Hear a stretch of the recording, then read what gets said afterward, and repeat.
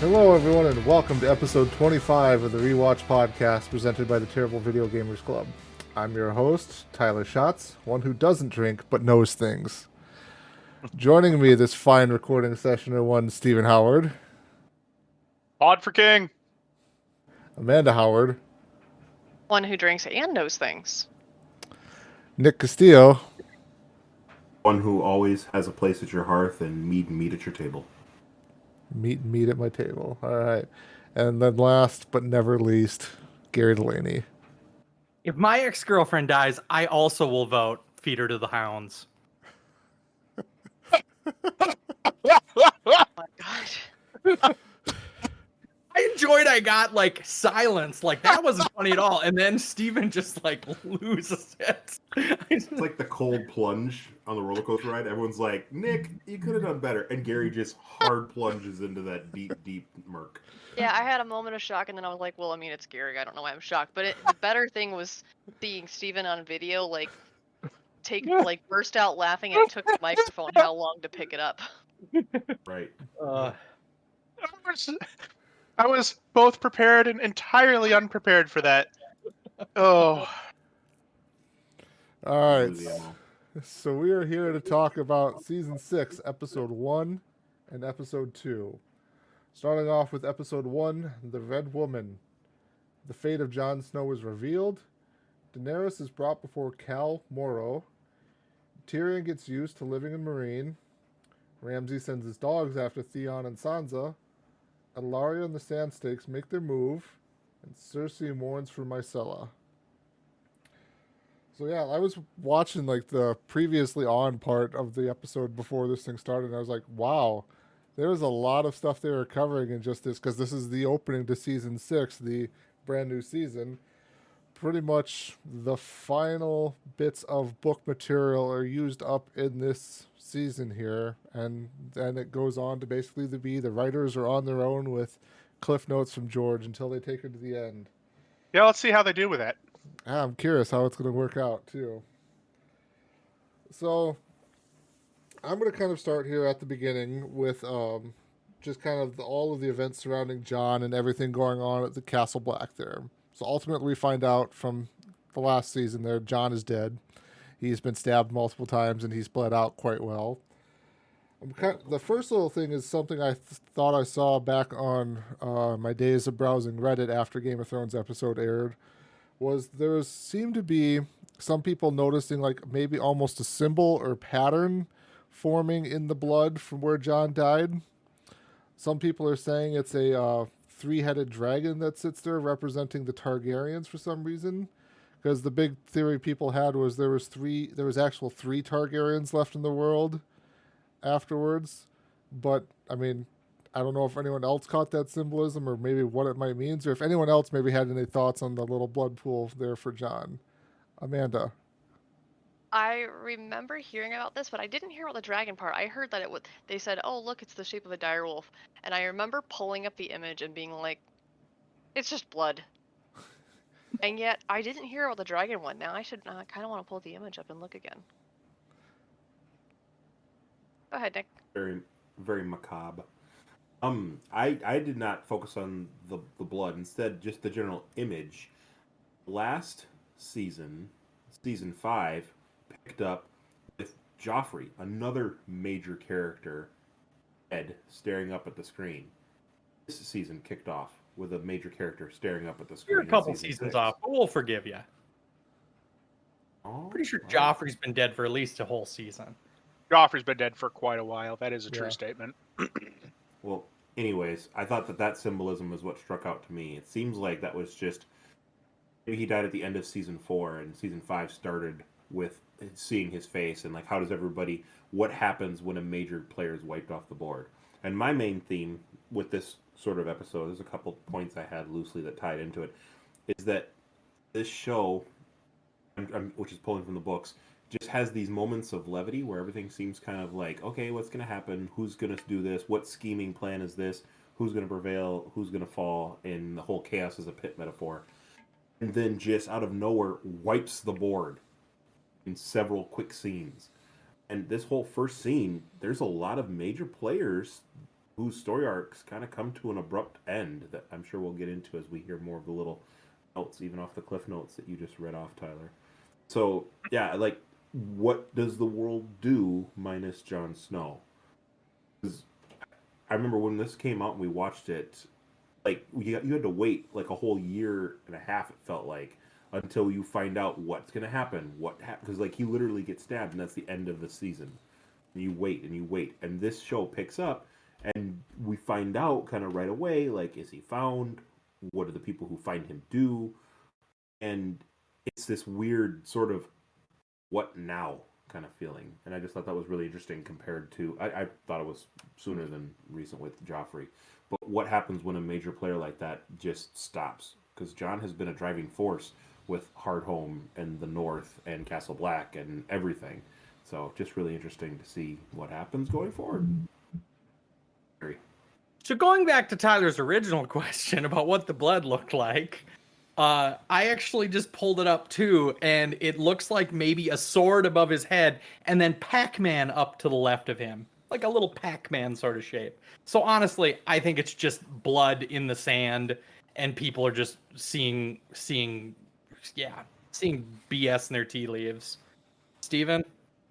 I also agree that this is seeing stuff in the tea leaves sort of thing. But I also want to talk about Nick's point, and I actually disagree with you, Nick, on the idea that this is a major kind of a difference for us losing this major driving force. Because same thing happened to us literally season 1, Ned Stark. I mean, and he was the driving force behind the first season for a good long time until, he became headless. But his death kicked off several major events into season 2, and in some ways, some ramifications we're still dealing with. Yeah, and so you could say the same about Jon. I just don't think it's necessarily different.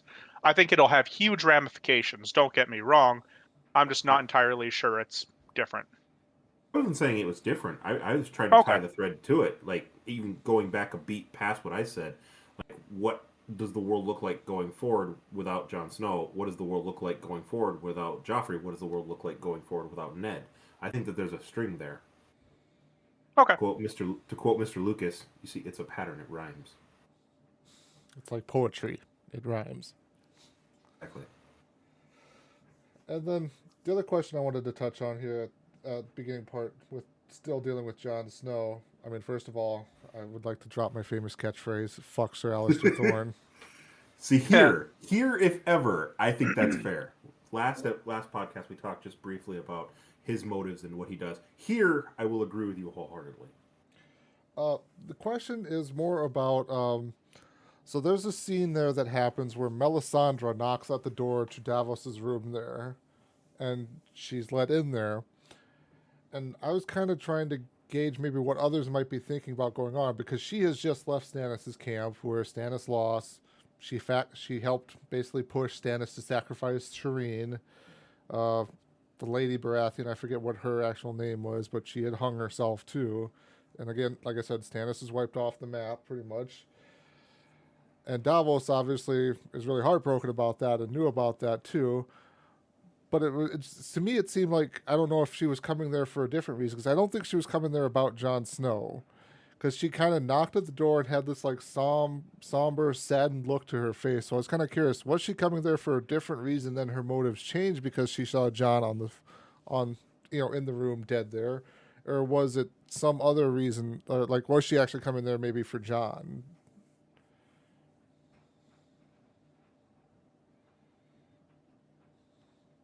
I don't know. I just assume that she's still got wizard powers, even if she doesn't believe she has wizard powers. Yeah, I guess that was. I didn't think about that, but you're right. She does seem like she was just happened to be stopping by, but she did it very sadly, like she knew something bad had happened. So I don't know. Well, she knew that Stannis lost. She knew that Stannis was going to lose. So I'm sure she's just kind of sulking and like, I just wasted the last 5 years of my life, like trying to puff up this guy's ego, and it turns out I was fucking wrong. I was real wrong, and I may or may not have killed thousands of people based on how wrong I was. So I'd like to think there's some humanity in it. Religion never does that, Gary. No. Cultist religions never. I forgot. mass murders Religion people. doesn't care who it kills. That was the point I was going to make. Is for whatever abilities, innate or not, that she may have, there's a serious, to the bone feeling when people lose the faith that they think they have, or the understanding that they think they have.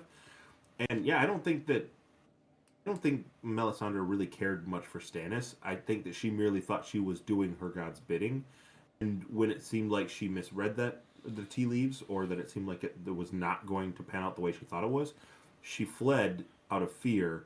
But now she's stuck with not so much the thought that she let Stannis down, but the thought that, like, does she know what's right or wrong? Did she do what she needed to do? Did she fail in doing what she needed to do? I think it's much more existential in her worry. Maybe she's going to Jon to try and just talk to him. I don't know if she knew Davos was in the room. I can't remember her face now that you mentioned what was her expression when she went into the room. Maybe she knew Davos was in there. Maybe more so than looking for Jon, just because Davos has history with knowing her for so long that she was going to say something to him, not to console Davos, but just like follow up with him. Like, did I do something wrong? Maybe you were right all along, or something down that line would be my kind of thought. But yeah, I think she's definitely soul searching. Amanda?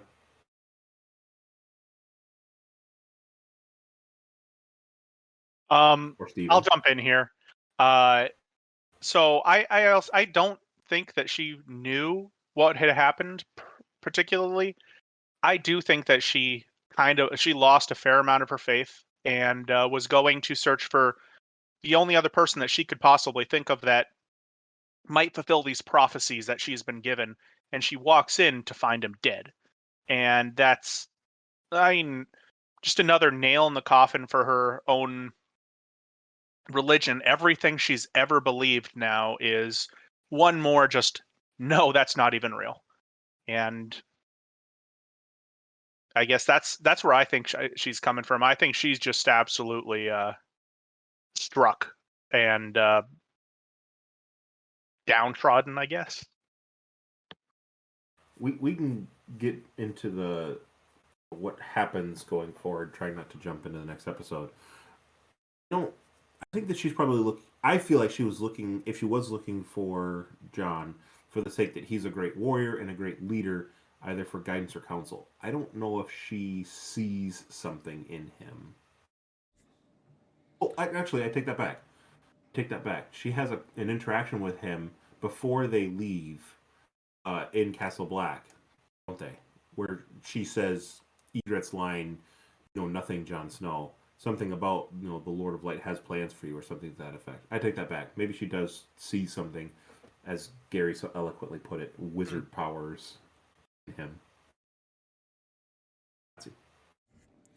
She also mentions that she saw Jon in a vision at the battlements of Winterfell there. So, according to her, she's saying she's having visions of Jon there, basically, in her prophecies now. So, maybe that's changing.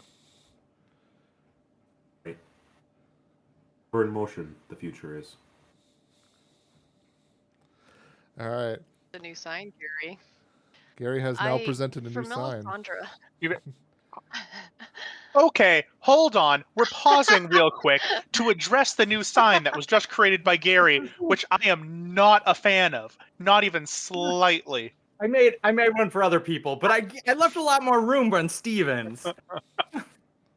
Says Steven agrees I made a with Gary. sign to keep a tally of how many times in the Game of Thrones, how many times Steven agrees with me.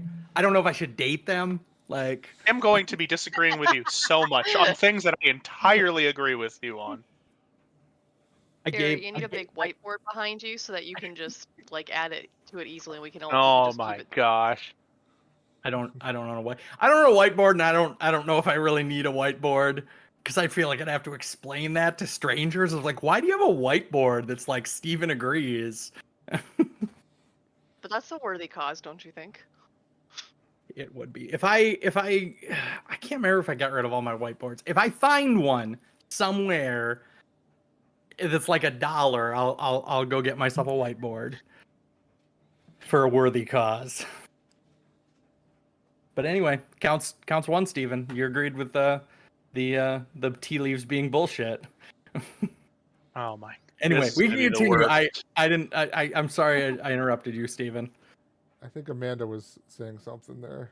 No, I was distracted by the sign, but no, Melisandre, like, I mean, I think I've said this before. I almost feel bad for her in this regard, just because if you have that power of prophecy, and they mention in the books, they do a couple chapters, or maybe it's just a chapter from her point of view, when she's looking in the flames, and like, if you have this power of certainty, like when you're so sure how things are going to turn out, is it worse for you than other people who are used to things not being certain when all that comes crashing down? Honestly, So, yeah, that's like the argument of if you knew when your own death was coming, I mean, that would just be so much worse, right? So yeah, I guess I never actually really thought of it like that, but yeah, I think it would be worse for her. I think she deserves it, but I think it would be worse for her. I hope it hurts. All right. Let's see here. Those are going to be my points to start off the episode with. Steven, what do you want to talk about for this episode? There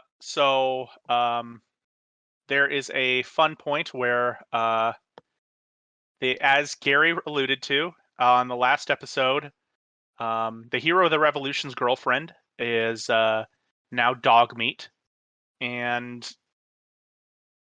the both Reek and Sansa actually go to escape, and as they're running away, Reek does a very unreek thing. I mean, he's doing a whole bunch of unreek things, right?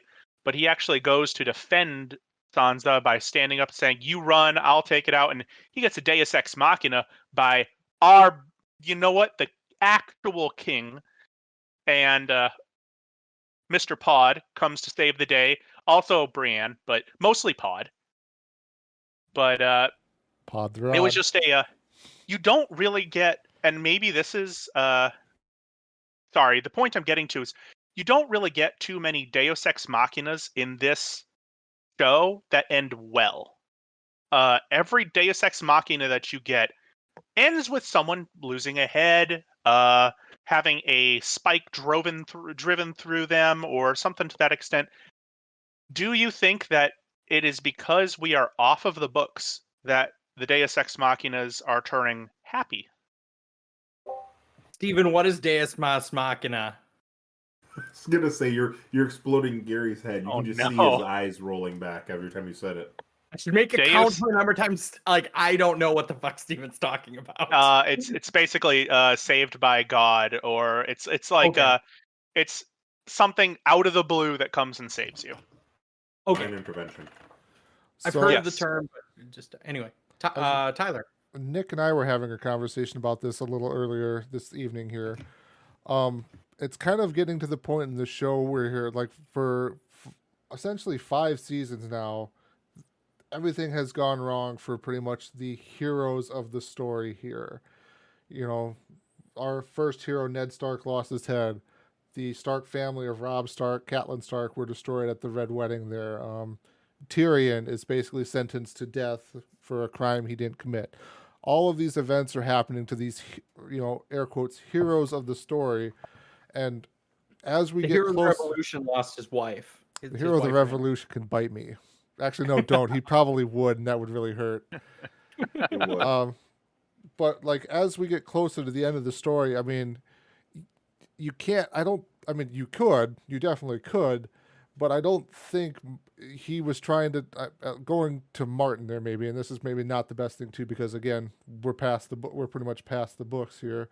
Of at some point in time, I would imagine you've had these heroes essentially endure so much for multiple seasons, multiple chapters of the book here to now at some point in time, you would hope their luck has to start turning around and then kind of going forward, maybe we start getting small minor victories here and there of the heroes of the story actually succeeding for once and not always losing to the bad guys of the story. Nick. I would agree with that. I think that we're slowly making the circle smaller as well. All these characters are coalescing into one particular area. And we've got stories going on in Bravos and down in Dorne and that one city. And, all the way up in the north and the Riverlands. And, everything slowly is coming into a head where there's a lot of major players in the north right now, right? Winterfell and the woods around Winterfell. Castle Black just north of, that area. There's a lot of things happening that are in close proximity. So I think that, just fewer people on the board. People are slowly coming closer and closer into other people's orbit. I agree with that. I want to point out the conspiracy that the two people who talked about this beforehand have the same opinion. But secondly, I want to kind of disagree with that idea. I will credit this down to probably there not being as much written material left. I don't think that they're trying to bring this entire show to a head, as we have 3 seasons to go. Each season has less episodes in it. They have less content, and I think they have less people to make that content around. And I honestly think the only reason that circle is short is contracting in on itself is because there's a deficit of stuff in it. Did we quick rebuttal? Not rebuttal, but a quick clarification. Did we know that there were only going to be 8 seasons at this point when these shows were airing? I don't know. Like you said, we've only got so much time to fit it in. I mean, I don't remember hearing that we had an end point until we got closer to the end point. At this point in the story, we're like, this could go on for 13 seasons, or I felt like. So I guess I don't know. How many books are there supposed to be? There's 5 out right now, right? I mean, the 3 last more? one. Would that So make it a solid 8? There's supposed to be 7. It's Winds of Winter and Dream of Spring are the supposedly last 2 books that are coming. I thought he was what dividing about that up, the so now it's 3 books. The 2 books became 3 books. There's talks of Winds of Winter wasn't being original. split into 2 books now because it's going to be so large, but that's well That's what she beyond said. the point there with that. I would say I'm willing to forgive that if he actually just publishes it. yes. I would say my point differs from Nick because it's not the fact that all these characters are coalescing. It's just from the storytelling perspective of I've always kind of heard sometimes this imagine of like a diamond where you branch out farther and farther. I guess maybe it's going to end up somewhat like Nick's there. You branch out farther and farther to the widest point, and then you start converging back towards the center again. So yes, some of these characters are, but I think it's just more of as the storytelling goes of you can't probably keep people reading forever if you just keep torturing and murdering all of the heroes of the story. At some point in time, people will probably tune out and stop listening. To quickly address Nick's part there about did we know after season 6 how much more seasons there were going to be? The one line that I always remember sticking out to me is I think this was at the end of season 6. They mentioned they had 13 hours of story left to tell, which I thought was a very strange thing for a show that had been going on for 5 seasons, 6 seasons before that, with each episode being an hour long, roughly. So they essentially feel they had 13 more episodes left to present to us. But we will kind of cover all of that stuff as we get kind of further down the line. But okay, real quick. So you don't see yes, they only have that many hours left, but that is, and I mean, at the end, yes, it's all going to come to a head in the books. But I see this also as artificial. It's not just in the books it would be coming to an end. It's the writers don't have it, or the writers of the show don't have any source material anymore, so they don't know what to write. And that's a little bit more artificial than the story wrapping up itself, right? So yeah, I mean, definitely splitting out from the book and the show here. Yes, definitely the writers now don't have the main source material to follow. They should technically have the guidelines from Martin, you would want to believe. And then I just lost the point that I was going to try and make there too of something there. But I think also too, it's kind of not to delve too deep into like the business of making TV shows and making movies. That's not really what we want to talk about on this podcast. But it's just, at some point in time, every show deals with, actors and actresses being unhappy with their characters, the characters getting killed off when they don't need to. I mean, we talked about when Barristan Selmy got killed off. He's still alive in the books, but supposedly there was, I think, some disagreement with him and the directors or showrunners there, basically, so they killed his character off. And then plus two, paying actors for so many seasons, stuff like that too. At some point in time, does this just get too expensive to continue to go on ad nauseum into infinity? Amanda, I didn't know that part about Barristan Selmy. That's actually really interesting. I'm thinking Um. I should really research that before I keep throwing that random stuff out. This is 2023. You can just throw out random bullshit and nobody just takes it at face value. Oh no. I did just naturally assume that because they ran out of the books that they couldn't. I figured even if George R. R. Martin gave them like a huge checklist, that naturally they don't have they don't have all the little details, so now the scenes would all be shorter. But I did just check through the episodes. Then season 6 does have 10 episodes, but season 7 has, I if think I it's just 7 count, episodes. it only has 7, and the last season only has 6. So we definitely have to go down. But season 5 had 10 episodes too, so we do have as many episodes as the previous season. At least in this one. Shortening of the episodes is kind of similar to your pyramid diagram you were referencing. Ooh. Whittling down. And I don't think like the episodes need. I personally think it still could have been 10 episodes the last 2 seasons too. They could have like fleshed stuff out more. But again, I'm trying not to jump into that part of the show there. We have plenty of time to talk about that. And I'm sure we will at nauseam into infinity. I was just going to agree with everything that you all were saying too about. I think that George R. R. Martin did sort of leave a rough blueprint, the very skeletal outline of what happens and where people go, or what he's planning for where people to go. I think that to a degree, you put your sign away, Gary. I think to a degree, Stephen is right that a lot of it was artificial because they couldn't connect all the dots. But in order to get some people some places, you have to tie some of those knots together. So I think that, yes, they're artificial, but shoehorned or not, I think you have to have those at some point. Like I said, to kind of get these arcs to come to conclusion. Can we go back for questions about the episode? You guys went on like a 10-minute tangent about episode length and such. I appreciate in the 10-minute tangent, you gave me the wrap it up sign in the last 20 seconds. Thank you, sir. Yeah. I was originally thinking that I thought these were pretty wrap up storylines from last season. Like there wasn't a whole lot happening in this first episode for sure, is my opinion. Anyway. On a tangent, I really do just imagine that Gary and Steven both have like their little picture on the wall of their favorite characters. We've got the Hero of the Revolution on one, and then Pod for King on another. No, I thought it was Daenerys. He has Daenerys, a picture of Daenerys. Oh, okay. Yeah, the picture of Daenerys on a dartboard. I will agree with Steven that Pod held his own. I did have a note about in that instance when Pod comes out. He did a good job. He's holding off a trained Bolton knight in armor with his sword himself in the cold. Like he did pretty dang good.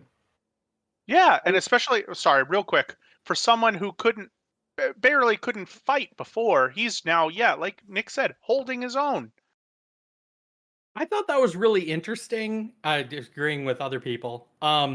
Because the only people that Pod would have had to train him was Bran, and I don't know if we ever got a sense of if Bran ever had formal like knight or swordsman training, because she was always a woman, and so I'm sure she just had to learn it from other people who were willing to teach her. So that made it, I don't know, it made it kind of unrealistic that she would make Pod that good as a swordsman, but maybe that's just supposed to speak to her ability to like teach, to be a teacher. Tyler. I'm sure I'll jump in front of Amanda there. Why not? Oh, sorry, Amanda. Wow. You can Go ahead, Amanda. No. I think she had. I know she trained with a Master at Arms as younger. I was gonna say as a kid, because her father finally was like, if you're gonna do this thing, you're gonna learn how to do it right. But I don't know if we ever see that in the show. She does clarify many times in the show that she's not she is not a knight because she can't be. She's a woman. But it is interesting. We do see her decide to train Podge. We do see her warning him that it'll be rough. I do feel like it's a bit fast because learning a swordsmanship is not.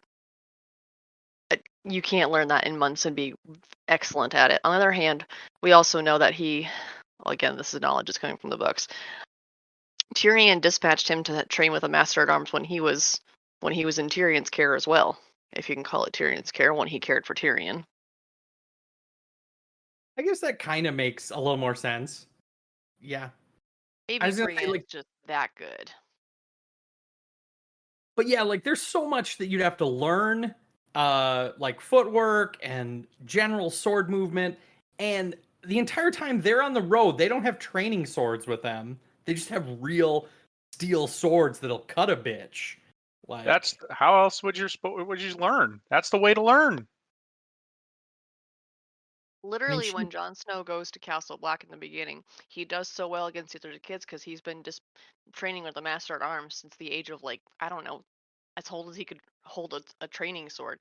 So yeah, I feel like it is very highly unrealistic for him to have gotten so good so quickly, even especially with a sword that cuts like that. But I must say, I absolutely loved watching him totally fend off that guy. Do you think he ever got to hold Oathkeeper? Can I touch it? Can I just touch it? I mean, he is her squire, so theoretically he should, like, hand her the sword when she's getting ready. Eh. Anyway. Gary. Anyway. But yes, I do agree that he did definitely hold his own. And even on a rewatch, like I just assumed that Bran was going to help him with the second soldier. Like the first one he's kind of like going back and forth with, and he's like he got the killing blow, and then the second one attacked him. I was like, hold on. Like I feel like he would be winded by this point, and like the fact that he took down 2 soldiers and the amount of time it took Brienne to take down 2 is a little unrealistic. I think Theon killed 1 too. I don't know what the kill count was in that, but I think it was like Brienne 2, Theon 1, and Pod 1. well, maybe Theon killed the other one that Pod was fighting. That's probably how it happened. Correct. Anyway, All right, But Steven, yes. did you have anything else?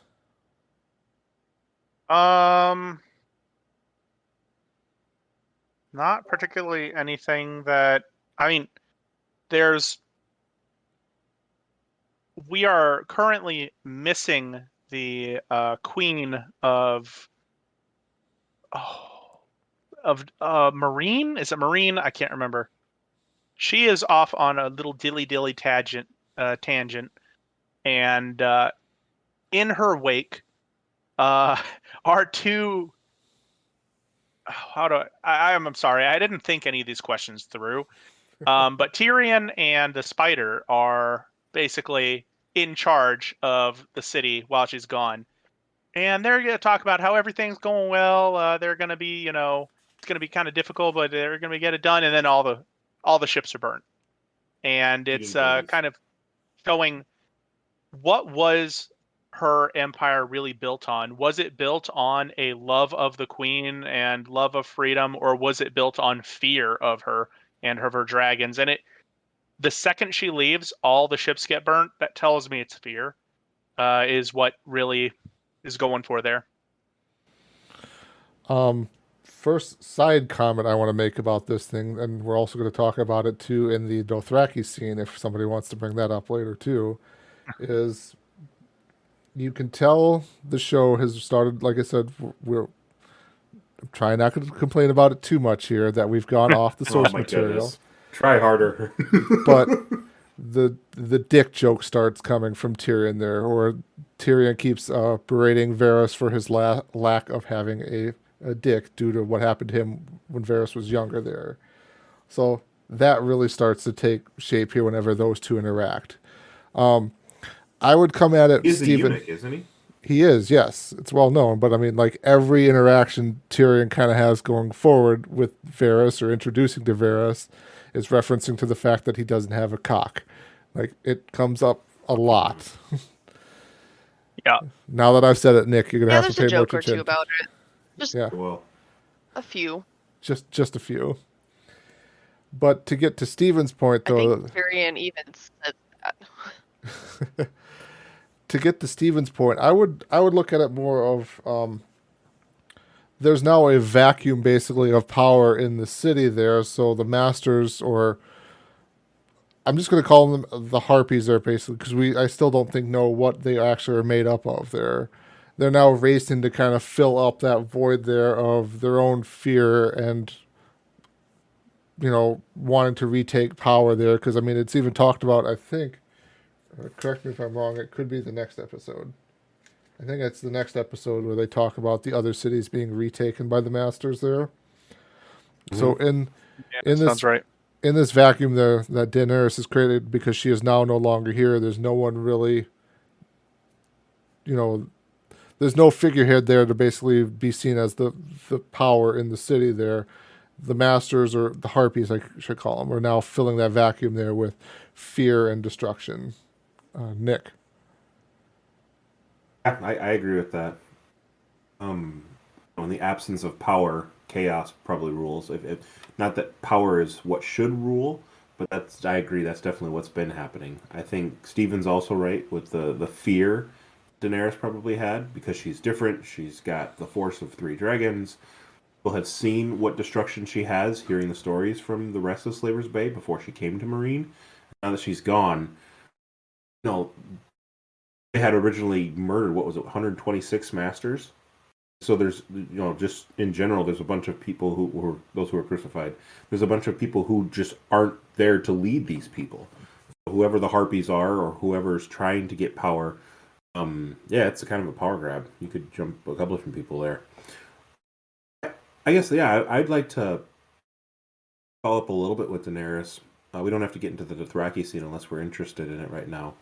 But last we saw her, previous episodes, she was just sort of swarmed by this horde. We didn't really know who it was, just that they looked like Dothrakis, but it looked like a lot of people. I don't think we ever saw Khal Drogo's horde that size, did we? Her husband? Pretty big, wasn't it? I guess I I'm don't- now trying to think back on it, but I don't remember entirely. I'm trying to think of like the wedding scene in season 1, but like they have that small little area by the coast. They didn't seem like they took over an entire field in my mind. Anyways, I would say though the problem is comparing season 1 budgets to like season 6 Sure. budgets now, where they have the ability to put more people on screen.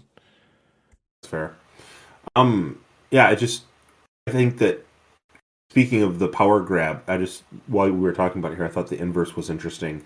That there's an absence of power when Daenerys leaves Marine, but on the inverse, she is completely powerless. She has no dragons, and she's clearly in over her head with a group and a force that's much stronger than she is. You know that she's got an indomitable spirit from some of her initial reactions with this group, but it was just interesting to me to see that inverse there. So.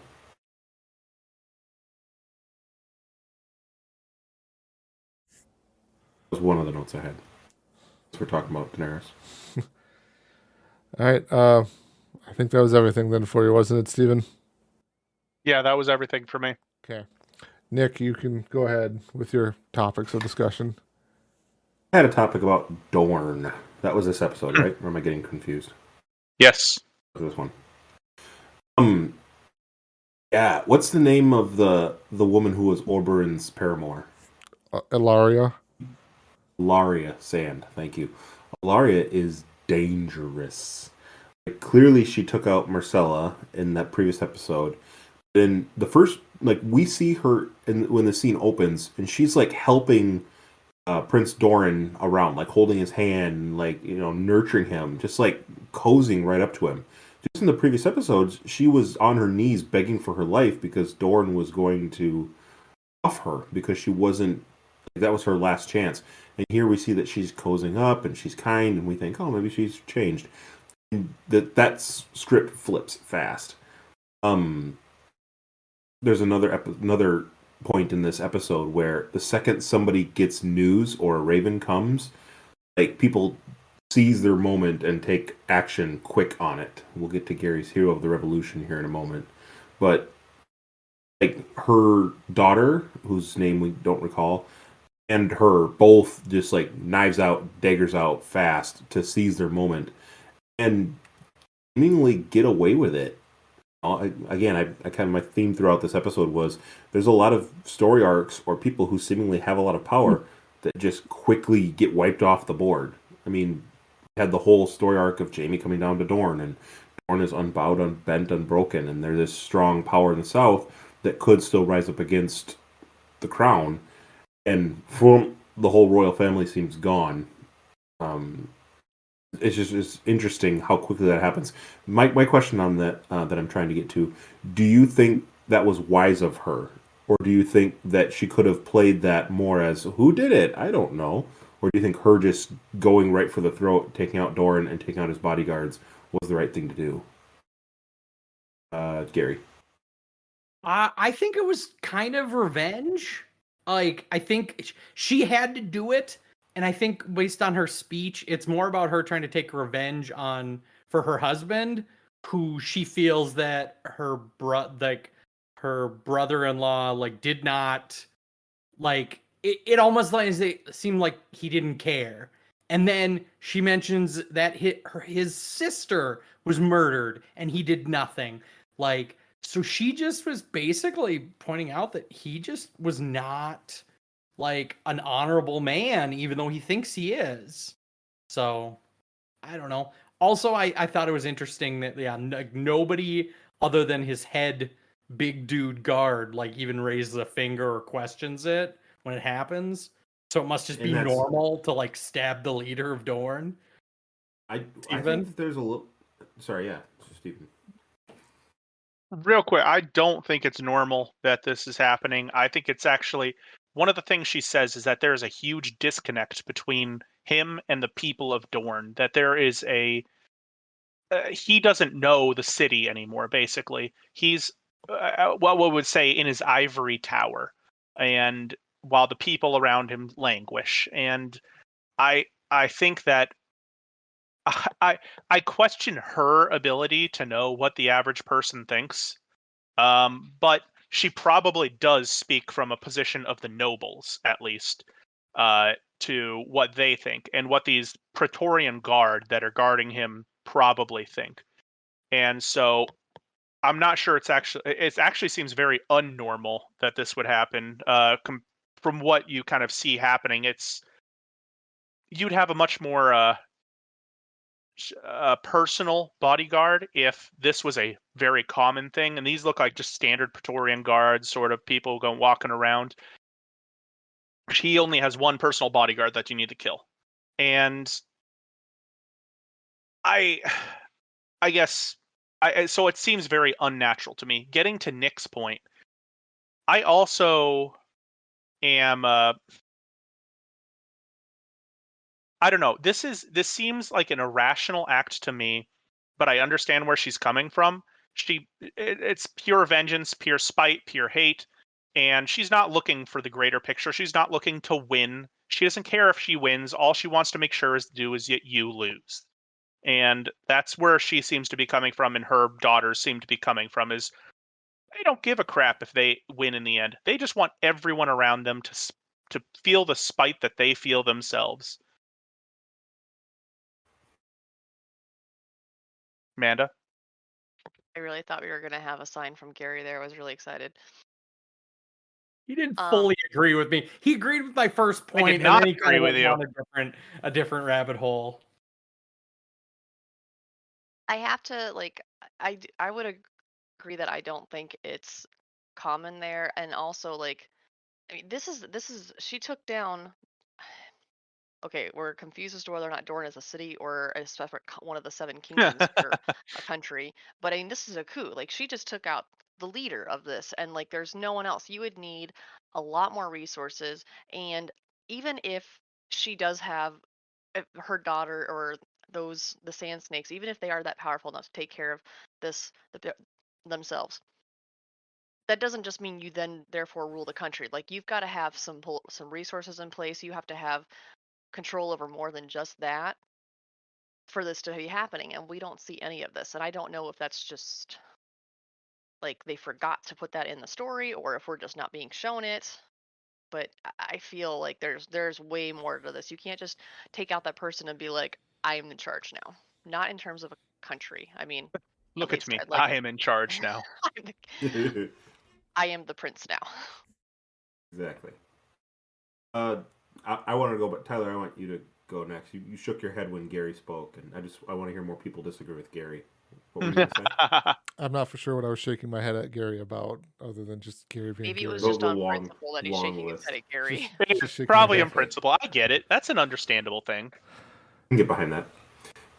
My comment, I agree with all of you. I don't think it was a very wise decision. I think you all hit the nail on the head with she's just very spiteful, very against everything that Doran seems to stand for. The echelon, the higher ups, the nobles that he feels detached. He's just sort of sitting in his chair. He's remanded to his chair. He's enjoying the water gardens, very detached from the rest of the folks in the town of Sunspear, or the city capital of Sunspear in Dorne. So I think that there's just, she despises him. And I think absolutely, as you talked about too, you can't rule just by taking him out. But I don't think that that's her intent. She just wants him gone, and that's the focus of her anger in that moment. It's irrational. We'll see what happens, how it develops. But I was curious if you all thought that was quick and wise of them to take them out, because she may have been led to the stocks or executed on the spot if he finished reading that and formulated a command to his big guy, or if it was something that she could have maybe played off and been more secretive about. So, by the way, very interesting. I also like the point too that you highlighted about the rest of the guards just sort of stand there. They don't look unsurprised, like, oh my gosh, this always happens here. They looked unsurprised in the sense that like they agreed with what she was saying about like, you are a weak man and weak men will never run Dorne again. And they, like, one dude, when they zoomed in on his face, he almost looked angry, like, yeah. You get this, sucker. And it was just interesting. It's like, dang, all we've heard from the rest of the 7 kingdoms, the rest of the 6 kingdoms, has been Oathbreaker this and Kingslayer that, and here she just awesome, and everybody's like, yep, he deserved it. Definitely interesting. Is it so? It's Prince Trystane who went back with Jaime, right? Yes. So this is Orin's another son. thing pointed out to me from the fine folks of the internet there, that when Prince Trystane is killed on his ship there, Spoiler. that happens in this episode here. The spear goes through his head, and it is kind of symbolic of what the Dorner symbol is of the spear through the sun, or the spherical objects there. So, just kind of wanted to point that out of another little tidbit I found while reading the internet. Gary, you look like you had your... Sorry, what? The internet reminds me, like, when you're in school and you're first learning about metaphors and all this stuff, and like the teachers are trying to explain to you, and you're like, you're reading too much into this, teach, like, seriously, it's not that. And then you get older and you realize there are a lot of metaphors. The internet is reminding me of that first thing where I'm like, no, this is, you're looking much too hard here. I do agree with that. I think there's a lot of... It's like the blood in the snow that we were talking about earlier. It's, you look for it, you'll find it. Exactly. There you go. That's a phrase. What's the medical term for that? It'll come to me later. Gary. Whatever. I was gonna point out that that scene confused me, because the last time you see the 2 daughters, they're standing on the dock, and then it's assumed that they are on a different ship with Prince Trystane, even though they said that Prince Trystane was going with Jaime, like, and they all agreed to, like, that sounds fine. And that's it. Like, the timeline doesn't make sense unless he's on a separate boat. It's almost like the characters develop time travel abilities, or the ability to teleport themselves. Oh yeah, because no, it's a different set of sisters that kill him versus that kill his big ass guard, but Correct. but they're all standing on the dock. Like, it just doesn't. The travel arrangements seem questionable.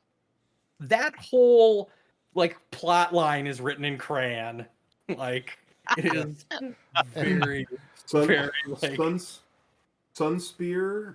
I could pull out the map and double check, but Sunspear I feel like is sort of out on the arm in Dorne. So if they're getting to King's Landing, look at my screen backwards. They do have to go all the way out to the southwest and back north, whereas they could maybe just catch a horse and take a small sailboat and hop on their boat somewhere coming around the side too. I don't know. it's a very Because both times complicated. they went back by both, didn't they? I don't know. I think Or is that after the fact? we're is putting that more after, thought into before, this after? than the writers did. So We are right This is now. another sword. This is another ice sword discussion. Is that one of Okay. those things though? I'm trying to remember when that scene happens with Tristane. Is that after he drops off Marcella? yeah, Marcella Yes, has already because been he's- returned. Yep. Then He's he's mourning coming her. back. Yeah. So then he could have just met him on the boat or come with another boat. Oh. I think the I shot guess I is- just assumed he sorry. was still at King's Landing. Yeah, I think the shot is assumed of he's still on his boat in the harbor at King's Landing, Oh. I guess I don't know. Blackwater Bay, whatever you want to call it there. Harry, you got your finger up? I had a sudden realization when we talked about Jaime coming back, and that is that you never see Bronn for these entire 2 episodes. You see a crapload of Jaime, but that is probably a lot more about based on the actor who plays Bronn, who was previously married to Cersei, and most of the Jaime conversations happen That's right. specifically with Cersei. There's no like Tyrion buffer or anyone else that Jaime talks to other than the evil man, the evil religious man. Oh man. The High High Septon. Sparrow? The High Sparrow, Oh. yeah. Like, I think that was about the only scene that you could maybe see Bronn in. Like, maybe you'd bring Bronn to the High Sept. Just this guy. But maybe he's off wifing. He's got a new wife, a new castle. Wifing. Yes. Wifing. He might be Hashtag, off wifing. hashtag wifing. Hashtag wifing. Anyway, that's all I had. I just, like, when you guys were talking about it, I was like, I've seen Bronn. I think we've been Bronnless all season. All right, Nick. In the English language. In the English language, man. The one other thing I wanted to touch on with Tristane too is this. I don't think looking for the visual symbolism is something like we talked about. I think if people look for those things, they're going to see something or perceive they see something. But I do like in the interactions with characters, the symbolism, either intended or not, in how the characters interact with one another.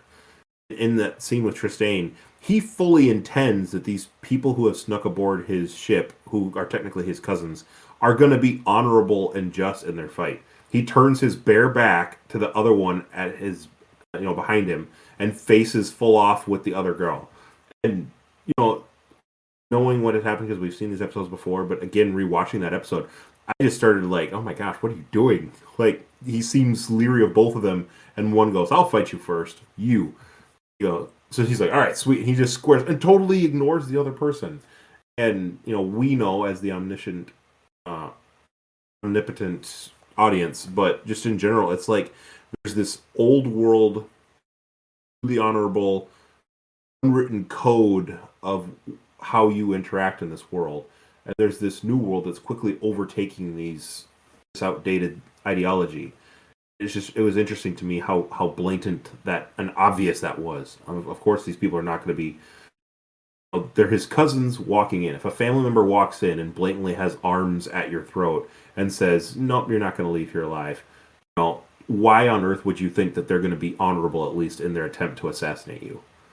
That just kind of really stuck out to me as something like, wow, this world is changing and not necessarily for the better. Well, I think that's you have a good point there. That the world the old world is dying and the new world is coming, literally, very literally dying, and the new world is coming to the front. And I think, like, I wasn't super Tristane, or is it Tristane? Yeah, Tristane is quite literally his father's son. he's going to be the exact same type of person as his father, Yeah. and his father was very trusting to the point of being naive. And I think Trystane follows in that suit. And this is a very bloodthirsty world, and it's a time of chaos. And the only people who thrive in times of chaos, regardless of what people read into Chinese letters, is people who are vicious and can take advantage of situations. Gary, there is it's quote unquote old Chinese saying that the two characters that make up is it chaos are what is it, opportunity and something else. I don't Okay. remember. Chinese People people are are like vicious. quoting and saying. I just thought maybe Steven was pulling something from the dark corners and going with a somewhat racist like pull of like those Chinese. No. Whoa, This is- Steven. Pump the brakes here. Sorry. I went to the dark corner. While Steven quickly looks up Chinese characters, I did pull up the definition for the frequency bias. It's also called the Bader-Meinhof theory. When you think you see something, the more you see it, the more you think about it and dwell on it, you see it everywhere. Oh, there's something in the blood, or oh, there's something in the leaves, or this looks like this. Then you start looking for those things, and you perceive them everywhere. That's the theory I was thinking of.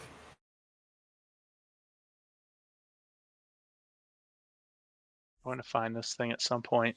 Anyway, we It is a Nick questions. So, Nick, was that the last question you had then for now?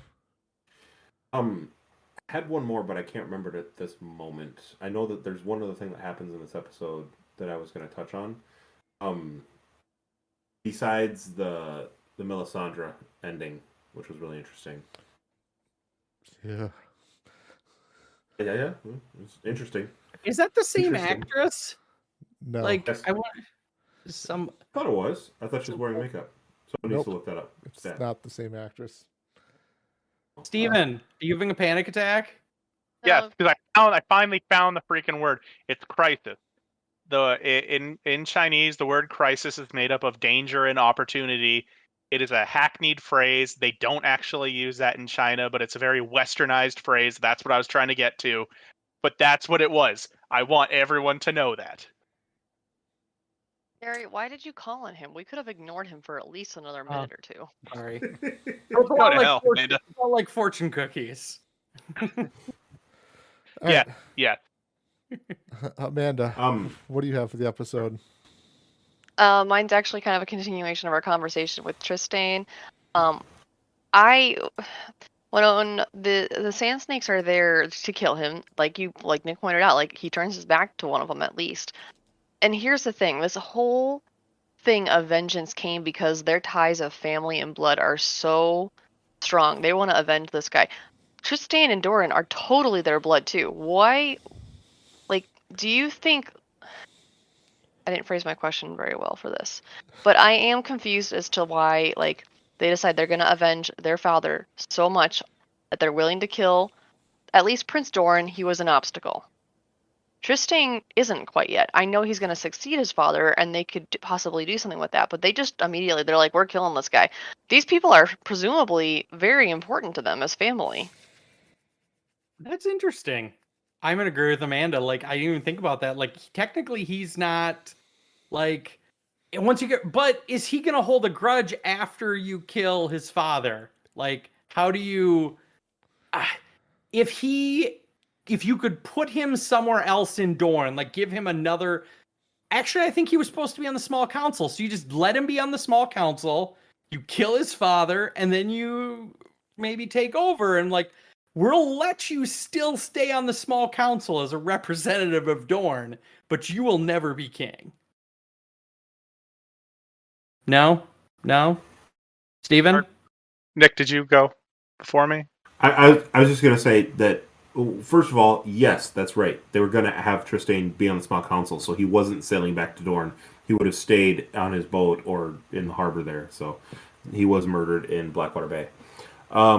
Second, yes, I was just going to comment that it's an interesting proposal, Amanda, about how Doran and Trystane had nothing to do with Ilya being raped and murdered, and her children too, but that they focused to that anger at them and blamed them that they didn't retaliate.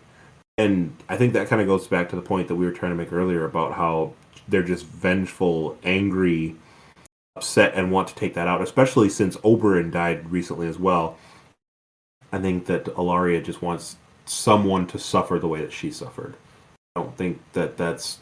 I think you had said the word yourself, that's very rational behavior, but yeah.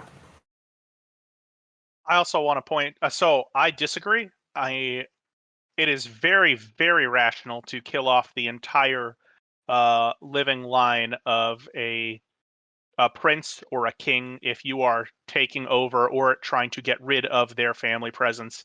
That is a very common thing throughout history, in just about every single country. And I would say that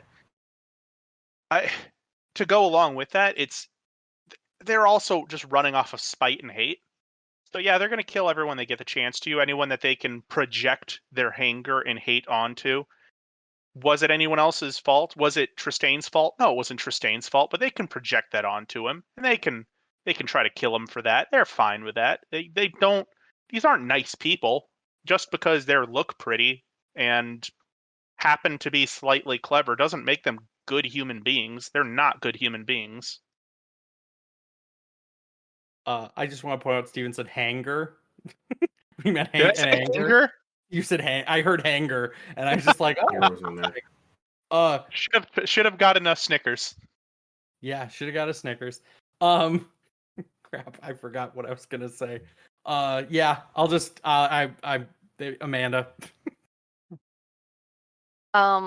Like Steven, I get your point. You're absolutely right. Like usually that is the case. It's just in this case, it doesn't quite make sense to me because every time you interact with Dorne, they go back to like things are different there. Like they really care about, like, especially the royal family. They really care about each other. They're still on about these vengeances of killing shoot, what's her name? The Princess Elia, Princess Oberyn and Elia. Doran's sister. Yeah, Elia Martell. And her children. They're still like the Sand Snakes. Ilaria is not even like related to this woman, and she still wants to avenge that person.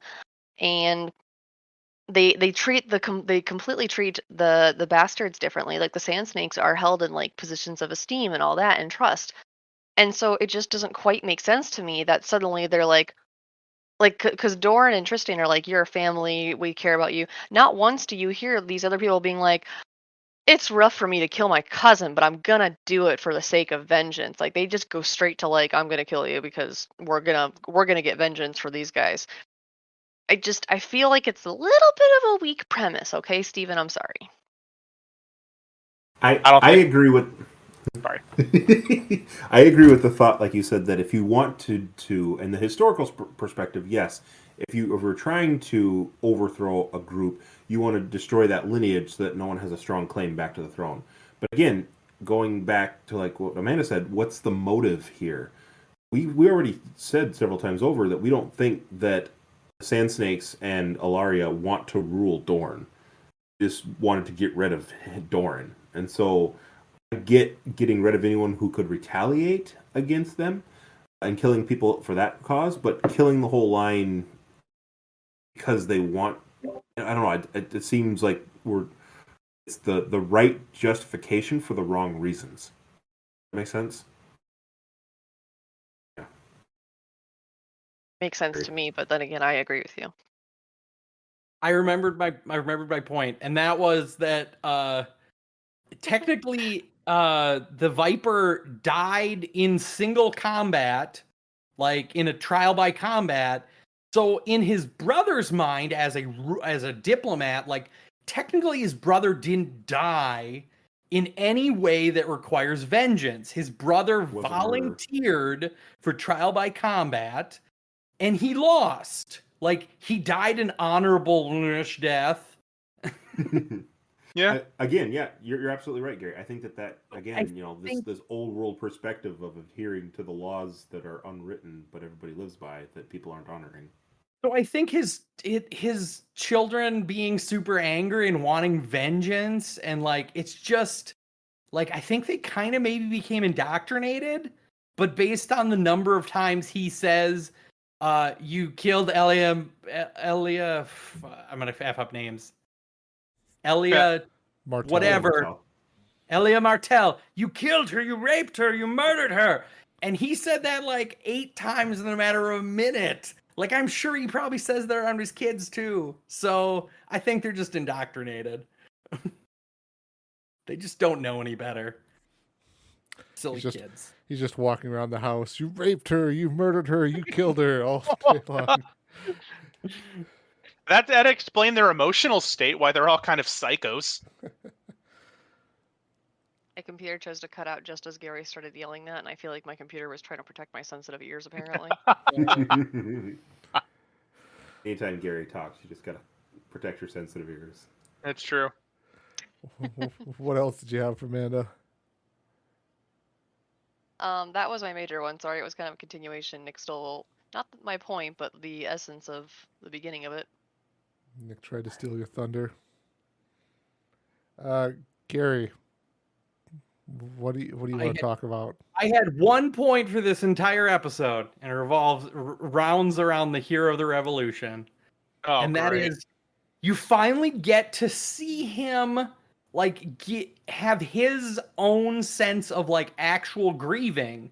Like, out of everyone he's interacted with the whole show, like he loves his father a little bit, and he honors him, but he truly did love the Kennel Master's daughter, and he has this like sweet moment where there's like a maester in the room, like just a nobody in the room. He's a lord, and he's just like she was great, like, and he's telling this story of how they fall in love, and then as he's leaving, the maester's like, oh well, she's really important to you, and you're the High Lord, like, do you want her buried somewhere with honor or burned? And his answer, like, he just flipped the switch back to like just how small his heart is, 5 sizes too small. He's like, no, like, she's good meat, like, don't waste good meat. So I think at a very structural level, now that he's not a bastard, he's like, well, she's still an underling. She's not worth an honorable burial. She's just like, feed her to the hounds. Also, I'm wondering where her father or family is, 'cause she's the Kennel Master's daughter. Is it assumed that they're all dead?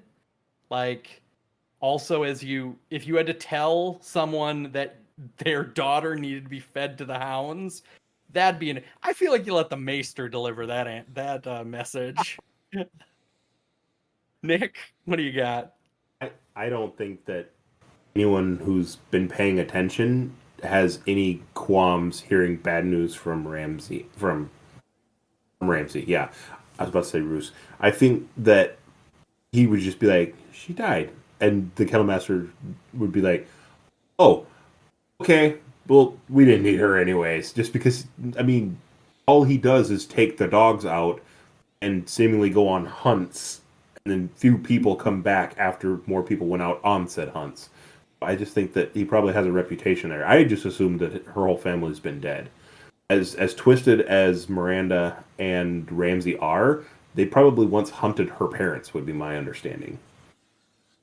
My comment about that, I'll bite Gary, is I do think that's like the one time we see actual sincere grief from Ramsay, because he almost chokes up in my mind. Yeah, you can mark down one. Where he actually chokes up a little bit when he puts his hand on her cheek. He leans over and he says, your pain will be paid 1,000 times over. Like, he means it. You know, in his own twisted way, he really cared for Miranda. And the fact that she's gone, I think, just re-emboldens him that someone's going to get hurt. Like, he knows Reek is gone. He knows that Theon's escaped with Sansa. And so he clearly has already been half torturing, hurting Sansa. And we know that he's clearly tortured Reek. So I think for him, he plans to make it slow and painful. And I don't think he plans to kill anybody. He plans to, like, brutally maim them. And in his own way, that's his way of paying tribute to her. So it's a very not touching, but it's a very clear picture of how he does care for people in his own twisted way. Yeah, it's a dangerous thing because the person who has someone to at least kind of tie him back is gone.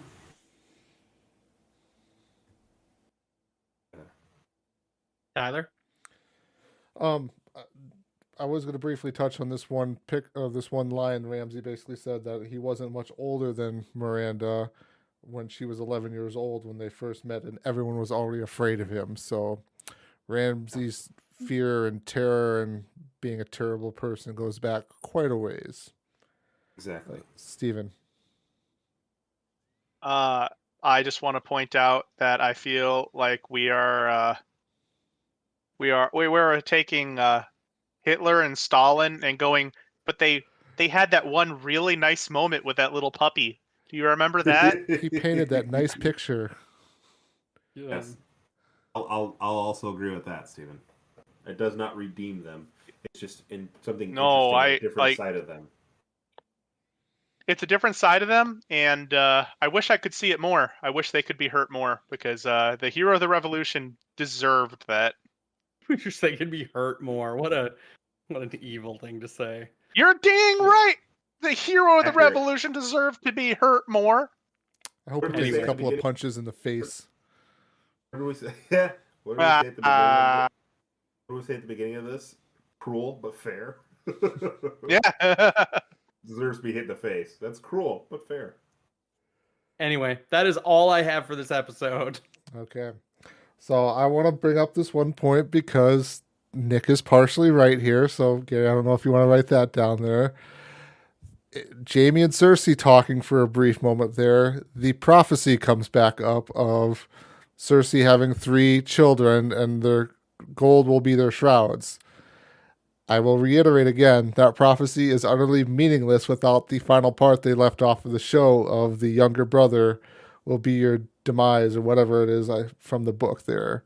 I still think that's the most important part of that whole prophecy because it totally frames Cersei's character of why she hated Tyrion so much. But Yep. I didn't know Yeah, that. I agree. That's much more. That's It's a much. something like at the end of the prophecy, it goes like when your tears have like choked you or run dry or something, the Valonqar, which is Valyrian for little brother, will wrap his hands around your neck and choke the life from you or something like that. She's always associated that as Tyrion. Even Also- Jaime's actually younger than her too. Also, Tyrion technically killed her mother, so maybe she thinks that part of the prophecy has already happened. Like, their Yeah, mother. Cersei's very understanding like that, I'm sure. The framework is also that I think they've mentioned it too, like that Cersei blames Tyrion. Obviously, he was the cause of how she died, but that he did it on purpose, or that somehow it's his fault that as an infant that happened to their mother. Because I think at one point, doesn't Jaime even in that conversation to her at a previous episode say, "You can't blame him for that." It's like there's a difference there between how those two remember that interaction. Jaime sees it as their mom died, whereas Cersei very much sees it as Tyrion killed their mom. Just in those two different definitions, that's a totally different picture. So yes, in the books, there's probably a difference there in the vision of it. But I think that this show does have enough in the context of what we've heard from the characters and how they view some of those events that they feel that that's probably why Cersei hates him too. So I pulled up the prophecy here that's from the books just to make sure it's a little bit more clear. So it goes with Cersei, when will I be wed? Or when will I wed the prince? Maggie. Maggie is Maggie the Frog. That is the witch out in the forest there. Never. You will wed the king. Cersei. Will I be queen though? Maggie. Aye. Queen you shall be until there comes another, younger and more beautiful, to cast you down and take all that you hold dear. So from that's in the show there and everything too. And Cersei believes that is Marjorie right now, currently. Second Yep. part. Cersei, will the king and I have children? Maggie. Oh, I. 6 and 10 for him, and 3 for you. Gold shall be their crowns, and gold their shrouds, she said. And when your tears have drowned you, the Valonqar shall wrap his hands about your pale white throat and choke the life from you. And as Amanda alluded to, Valonqar is Valerian for, is it younger brother? Or just younger sibling or something like that? And then the last one was, this other girl, Malaria, will I marry Jamie? Maggie, not Jamie nor any other woman. Worms will have your maidenhood. Their death is here tonight, little one. Oh, never mind. That was Cersei's friend who drowned in the well there in the books. But so I was yeah, about to say, she has a friend that drowned in a well? yes, you wouldn't believe that. But yeah, so How'd she fall in that well?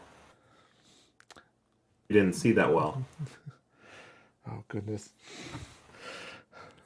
So yeah, so in my opinion, the last part of that prophecy for Cersei really sets it up even more of why does she hate Tyrion so much. I mean, blaming him for her mother's death, it feels like it's such a childish thing. But then again, I was going to say short-sighted, but we've already established Cersei is very short-sighted when it comes to the Yeah. long game. Very. Amanda. We hear Tywin at one point even accuse Tyrion of that. Like I don't remember what Tyrion said, but Tywin was like, "You are gonna say that, you who killed your own mother to come into this world." Like both Tywin and Cersei blame Tyrion for that, and I find it interesting that in this world where dying in childbirth must be relatively common, it's not alluded to for anyone else other than Tyrion. And I have to assume that it's because he's seen as like a monster. He's seen as a deformity. So anyone else would be like, oh, she died in childbirth, giving birth to the baby. This one, it's like, look, he's a monster. He killed his mother. Yeah. Also, I don't even a bad parent like Tywin Lannister at some point should have squashed the like conversation where one sibling told the other sibling that they're a piece of crap and they killed their own mother. Killed mom. Ha ha ha ha ha. Yeah. Anyway, I'm not saying that People Tywin hurt Lannister people. isn't father of the year. He could be. Well, he can't anymore. He's dead. And then the last point I wanted to touch on, and we touched on it earlier, was the scene I mentioned about Dany in the Dothraki camp there. Not really anything specific about that scene, except for the specific conversation that they have, the dialogue that they have where they talk about, I don't even remember the whole dialogue, but they mentioned like the greatest thing in the world is seeing a naked woman or whatever, and the other two guys sitting in that tent with him are like, what about taming a wild horse, or what about killing your enemies and seeing them flee before you or whatever? He's like, okay, The seeing a naked woman is one of the top 5 greatest things of the world or whatever. And to me, again, not harping on the bad stuff of the show here because we will definitely cover that a lot later. It seemed like this was like just such a strange bit of dialogue to throw in this show where we've already established they have kind of the ways they speak and everything like that. So I don't know if anyone else had kind of any opinions on how that seemed kind of out of place maybe in this show or not, or maybe I'm just letting my hate show through a little bit too much. Nick? Absolutely with the hate. Always leading with the hate.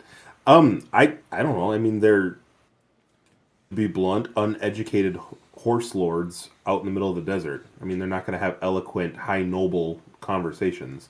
I think that the leader is saying something that's his opinion, and the random, again, uneducated cohorts who are at his side are just kind of talking amongst themselves, and then he shoots them a look that says, I'm trying to make a point, and they shut up and kowtow to him, and then he continues with his point. So I don't think it's crappy dialogue. It seems out of place, maybe, because we haven't interacted with Dothrakis since season 4, season 3. We've had more conversations with highborn noble lords and ladies. I mean, we went from what? The guy whose name we can never remember, who was going to marry Daenerys, having like an eloquent spat back and forth with Tyrion at the fighting pits, to the Dothrakis talking about how great Daenerys would look naked. Like, I don't think that seems that out of place given the context of where those two conversations came from. Oh, I'll admit that's my 2 cents, but yeah. So I both agree and don't agree with you, Tyler. I agree. It seems like it's a very sophomoric conversation that could have happened in literally a boys' locker room. It could have happened on I'm trying to transpose this into different things, and if you're watching like a movie about gangs and you're talking about like some street gang on the middle of the street, this was a conversation that could happen there too. And it's not in any way, shape, or form high minded. It's not in any way, shape, or form, I don't know. You would expect people of that, they don't look like they're 15, 16, 18 years old even. They're like 30 years old, 40 years old. They're probably not going to be having those type of conversations still.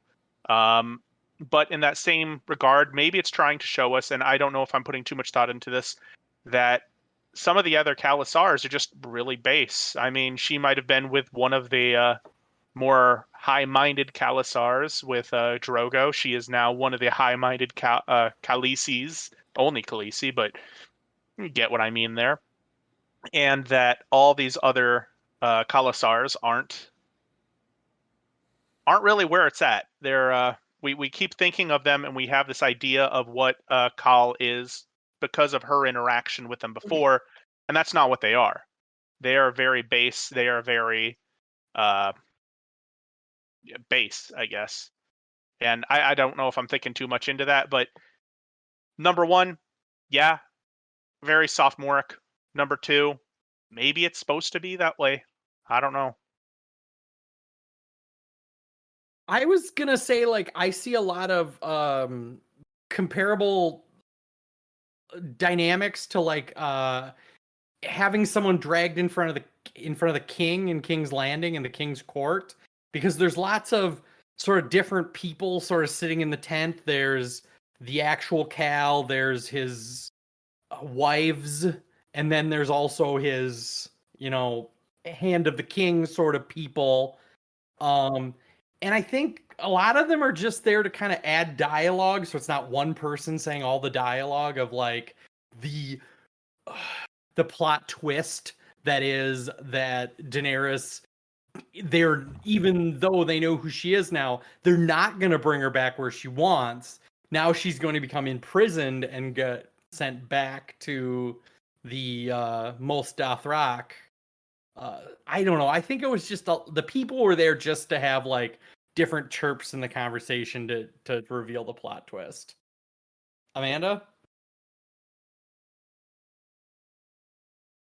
In this case, I will have to agree with the internet a little bit. I saw one a long time ago where it showed a picture, like a meme of who is this, Cal Moro, and then a picture of Cal Drogo, and it was like when you get like the B-rated costume or something.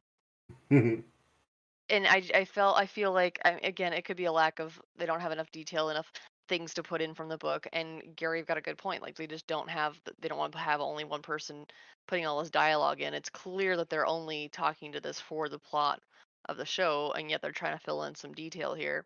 But even like the guy, his costume, his outfit, like it wasn't as like you didn't buy it as much. Like it's clearly like not super important that they're here. Good point. I saw this interaction regarding the other people there to kind of highlight how brutal the Dothraki can be, to really highlight some of the hazards that are there. I think that we kind of grew accustomed to the Dothraki because we did go through that with Dany, and she kind of tamed Khal Drogo, and everybody went along with what Khal Drogo said and agreed with, okay, she's fine, she can be here. For someone who doesn't know her story and doesn't know her background, they are very brutal. They are very rough, and that witch who was trying to quote unquote help Khal Drogo originally too.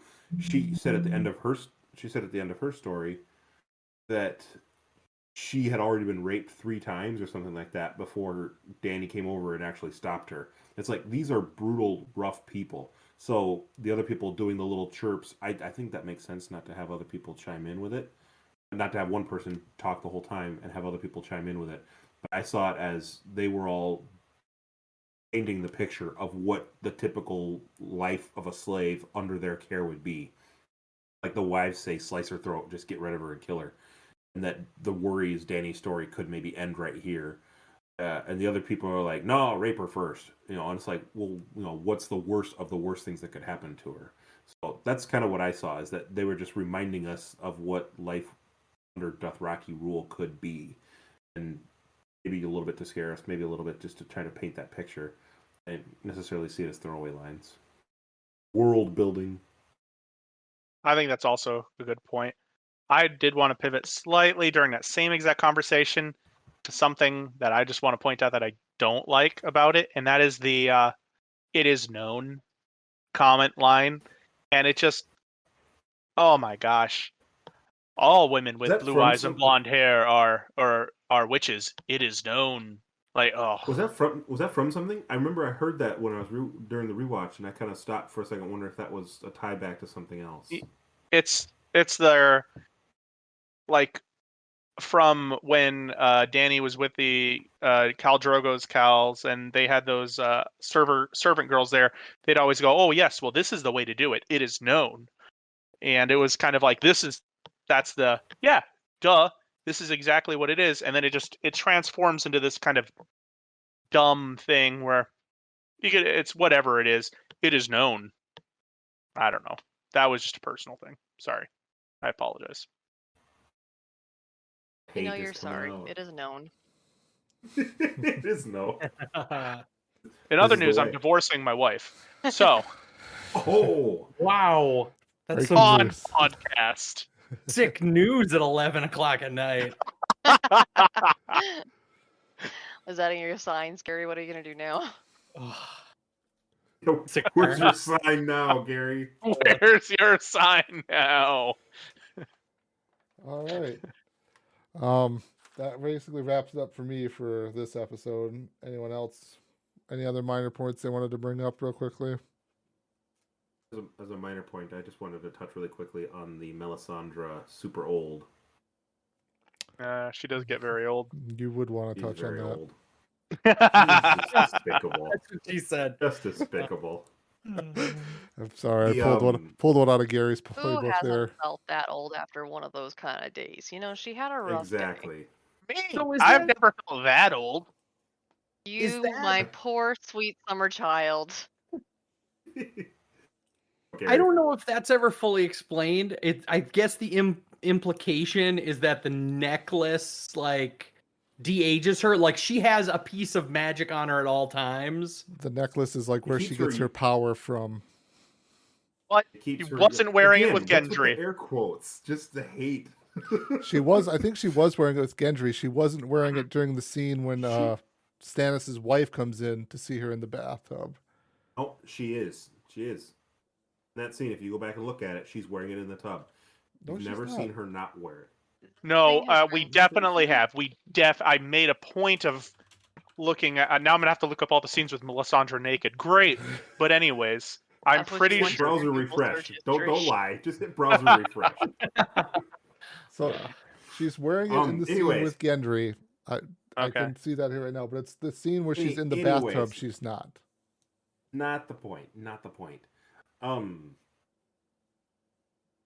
I watched after the episode with the Daves, where they just kind of highlighted a little tiny bit there, and they said their words is that she is supposed to be like several hundred years old, so it's not keeping her young and not just giving her powers. Maybe that's separate from the powers that she thinks she's supposed to have. Because again, as we're talking about, she has a lot of doubt in this episode. If I know that this is my magic talisman and I'm wearing my magic talisman, well, then I should still be magical. The fact that she's still wearing it and sitting in front of the fire contemplating her life's existence shows that it's something separate from the powers she believes she has. Well, I didn't take that motive as that. I just took it as, I think she's giving up. Was the point I wanted to make at the end of this episode.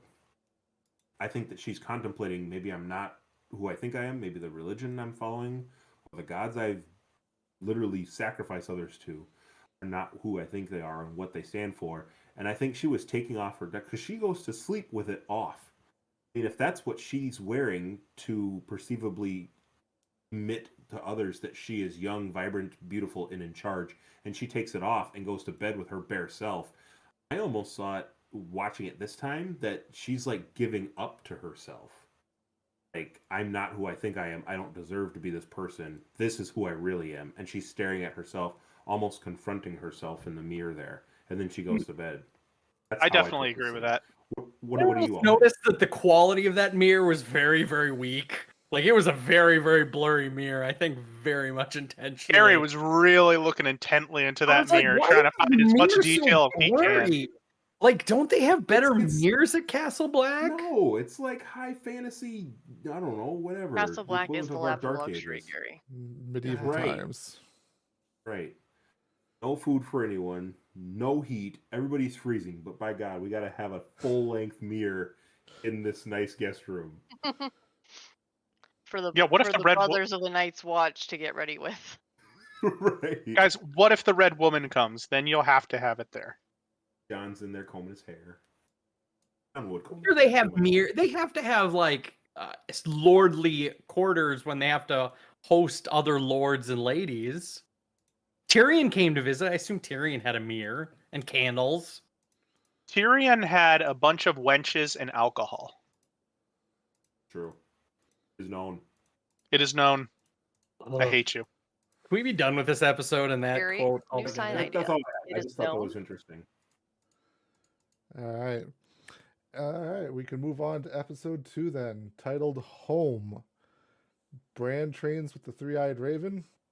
Tommen meets with Cersei. Tyrion makes a bold move. Theon leaves while at Pike. New issues arise. Ramsay's brother is born. Davos asks Melisandre for a miracle. One thing to note there is Pike has returned to the intro of the episode. The Isle of Pike there. And also the three-eyed raven and the Children of the Forest were recast or reimagined as different looking people. Reimagined. And I will just turn it over to, looks like Nick wants to go first there. So go ahead, Nick. This whole episode, I started off taking down notes about all the different ways the word home in this episode could be taken. Going home, coming home, as in the end of this episode, even just the different homes that people have in almost homecomings. And so, yeah, I stopped counting because there were a bunch of alliterations to that throughout the whole episode. So, I think several people even outright say, "I'm going home." You know, Reek with Pike, and when Brandon starts off in the Three-Eyed Raven's quarters, you know, he wakes up and the Three-Eyed Raven says, "You can't stay there forever, you'll drown." And he's like, "But I was home." There's all these different versions of it. So, Agreed. Yeah, that was Just definitely one thing I noticed a lot too in the episode of just multiple different things touch on the fact of going home, missing home, all of that. what? What else did you have, Nick? I had an interesting note in the beginning of the scene there with the Three-Eyed Raven, because we meet, is his name Willis? Is that what they call Hodor? Hollis.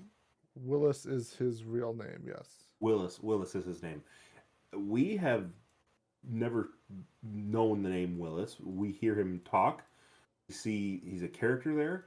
And this is really the first time, you know, in the previous episode, Stephen, you talked about Deus Ex Machina. This is really where we see that there's a whole new mechanic unlocked in this show where you can understand things about the past or the future, or character development is shed in a whole new light thanks to the Three-Eyed Raven. Oh, I was curious. Obviously, it's not so good. Do you think that will end good or bad, knowing the outcome of things and people being able to foresee their futures? Gary, what do you think? I think that he wants to.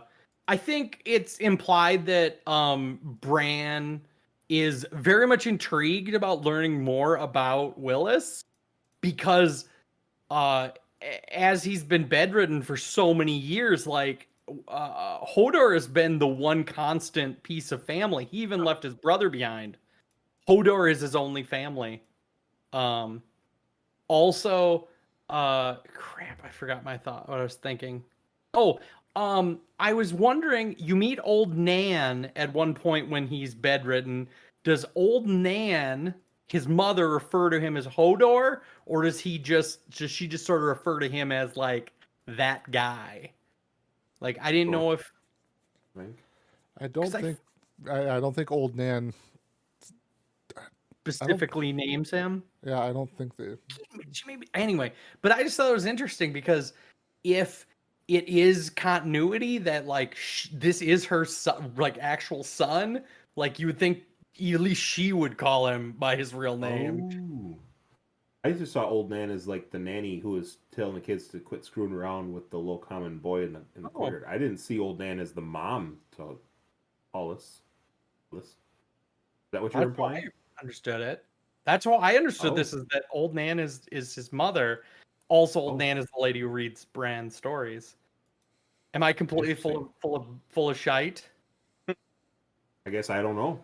I- That's deeper than I was aware of, Gary. It feels like the show kind of projects it as, yeah, she might be the mother of Hodor, but at the same time, like maybe it's just a caretaker like an role or something like that. Adopted mom, and Hodor's actually an unclear. orphan or something. In the books, it says that she's either.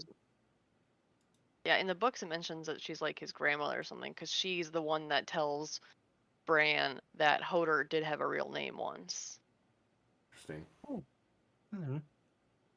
Anyway, Tyler? Just a quick correction here too, Nick. It's not the future that they're looking at; it's the past.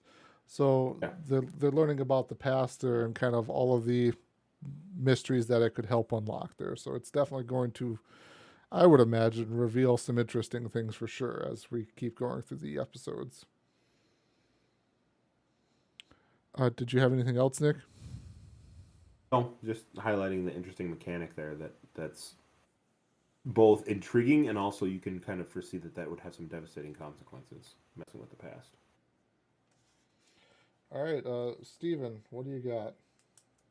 There were multiple things that interested me in this episode, so I'm going to try to hit on ones that I don't think other people will. Let's start with.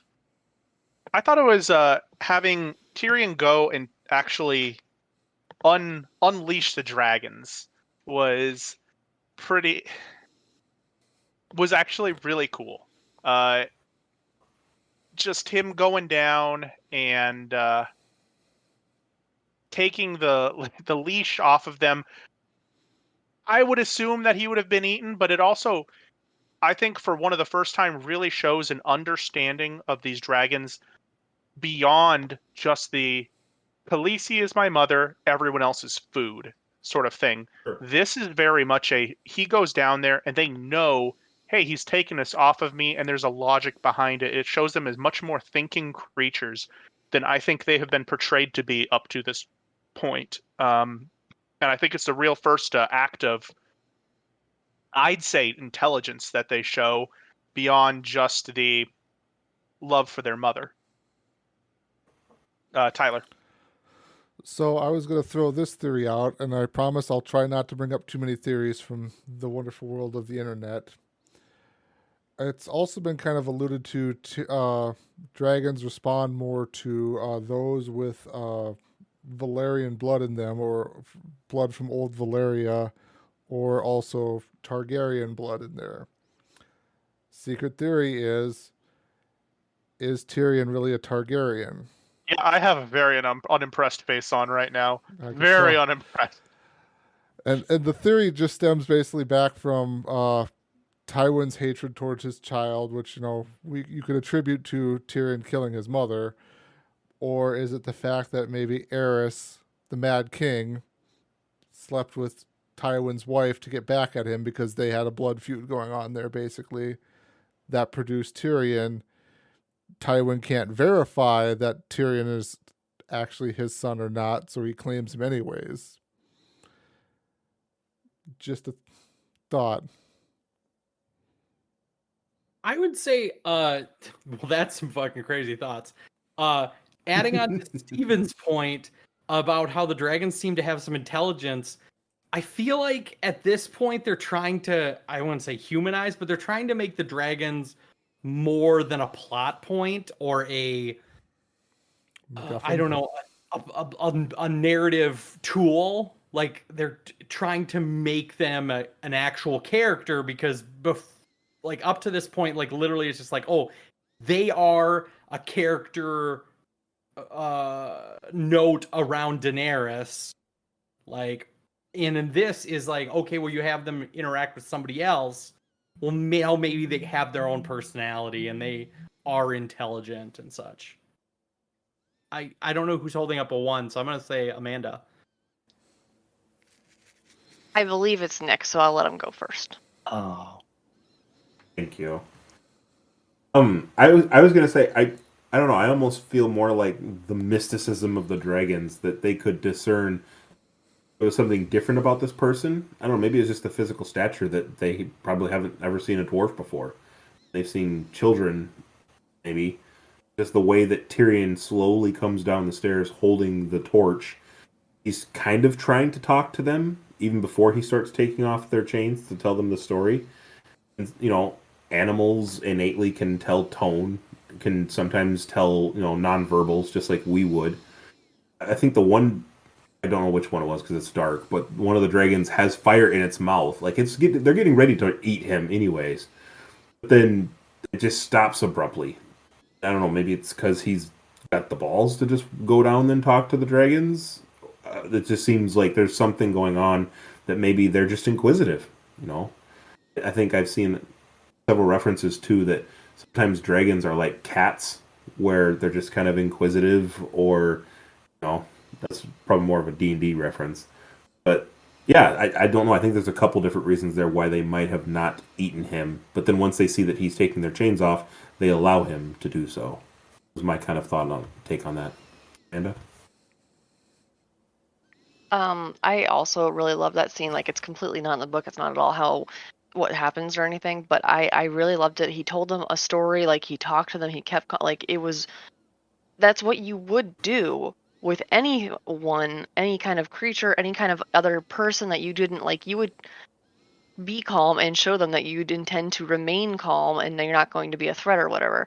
But I mean, we've talked before about like Daenerys has no idea how to train these dragons. She has no idea. This knowledge has been lost. The Targaryens didn't write this down, but the Targaryens in older times, like, they didn't necessarily take care of the dragons day to day by themselves. They had, I don't remember what their names were. They were like the dragon raisers, the people who worked at the pit, the dragon pit. So like only the Targaryens were able to ride the dragons, but others were able to, to care for them and coax them along and get them to do what they wanted to. So, and Tyrion is the first person that's actually been like, well, I've read about them. Daenerys hasn't even read about them. Like he's going on more knowledge than that, and I love that he actually showed that. I loved it. It was a really good moment, and it was a cute little story too. Story was awesome. It's a different show, but in the new House of the Dragon show, they make several references from the books, and I don't know if it's from the original Fire and Blood books, which would be canon in a weird offshoot of a prequel story to this story. But they make several references to the fact that the Targaryens do not have power over the dragons, right? That the fact that we could control the dragons is a fallacy. It's just that they happen to have the guts, and the dragons allowed them to ride them and somewhat tame them, right? Just in the sense that they gave them homes. They didn't really tame the dragons. And so, yeah, just like this. The fact that the dragons are allowing Tyrion down there to be in their presence, it's not that Tyrion is able to calm them somehow. Gay history. What else you got, Steven? the second point, and this is just a very quick thing, is Sir Gregor really makes a comeback. He has been shown once before, but this time there's some guy, by the way, another cock joke after you have pointed this out, making this big joke about it, ah ha ha ha. Then he pees against a wall, and Gregor comes up and just pumpkins his head against the wall. And it's a very brutal scene. But also, I wanted to point out that, yeah, there was another one of those type of jokes. So maybe, I guess I didn't notice it until you started pointing it out, Tyler. But yeah, Gregor comes back. I'm going to choose Nick. In the scene where Cersei walks through the town, there is one person who jumps out naked and dangles in front of Cersei and gets shoved to the side by the Faith militant. That's that individual. It's not an out of the blue cock joke. It's because he is the guy who did that. And I took that again as that's why his head gets smashed into the wall, because he disrespected Cersei. And that's precisely what Qyburn told Cersei that he would do. He would not rest until all of the queen's enemies and evil was purged. He's the guy who jumps out in that scene. There's a dude who jumps out bare-chested, exposes himself, dances a little bit, and the Faith shove him to the side. So he's not just some guy making a random story about, hey, I was bold enough to... He actually did jump out and do that. Because he was, lewd to the queen, he got killed. It is a cock joke, but it's got a merit. It's got some merit. Do you think this is just like a sort of a little one-off rabbit hole story to just prove that he's doing something and keep him relevant in the story? Because otherwise, he doesn't really talk a lot. Like no one really talks to him. He's just kind of wallpaper. He's like zombie. He's kind of like zombified. That's the whole premise of why he's not talking. I think it just proves his strength too. I mean, because he is zombified. Yeah.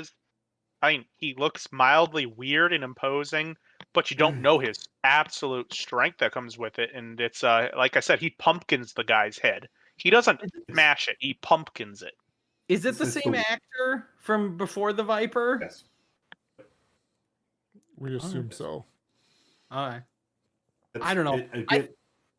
You go ahead, Gary. I did jump in front of you. I was gonna say I thought it was a good side story, kind of give some levity in these episodes that are can get kind of serious. Like even though it's a one-off character, he's only on screen for like 5 minutes. It's just some good sort of levity in the middle of the episode. Nick. Again, I see it as it's the peripheral world building. If we only hear about what the Lannisters and the Targaryens and the Starks are doing, you lose the richness that this story's been praised for the last few episodes.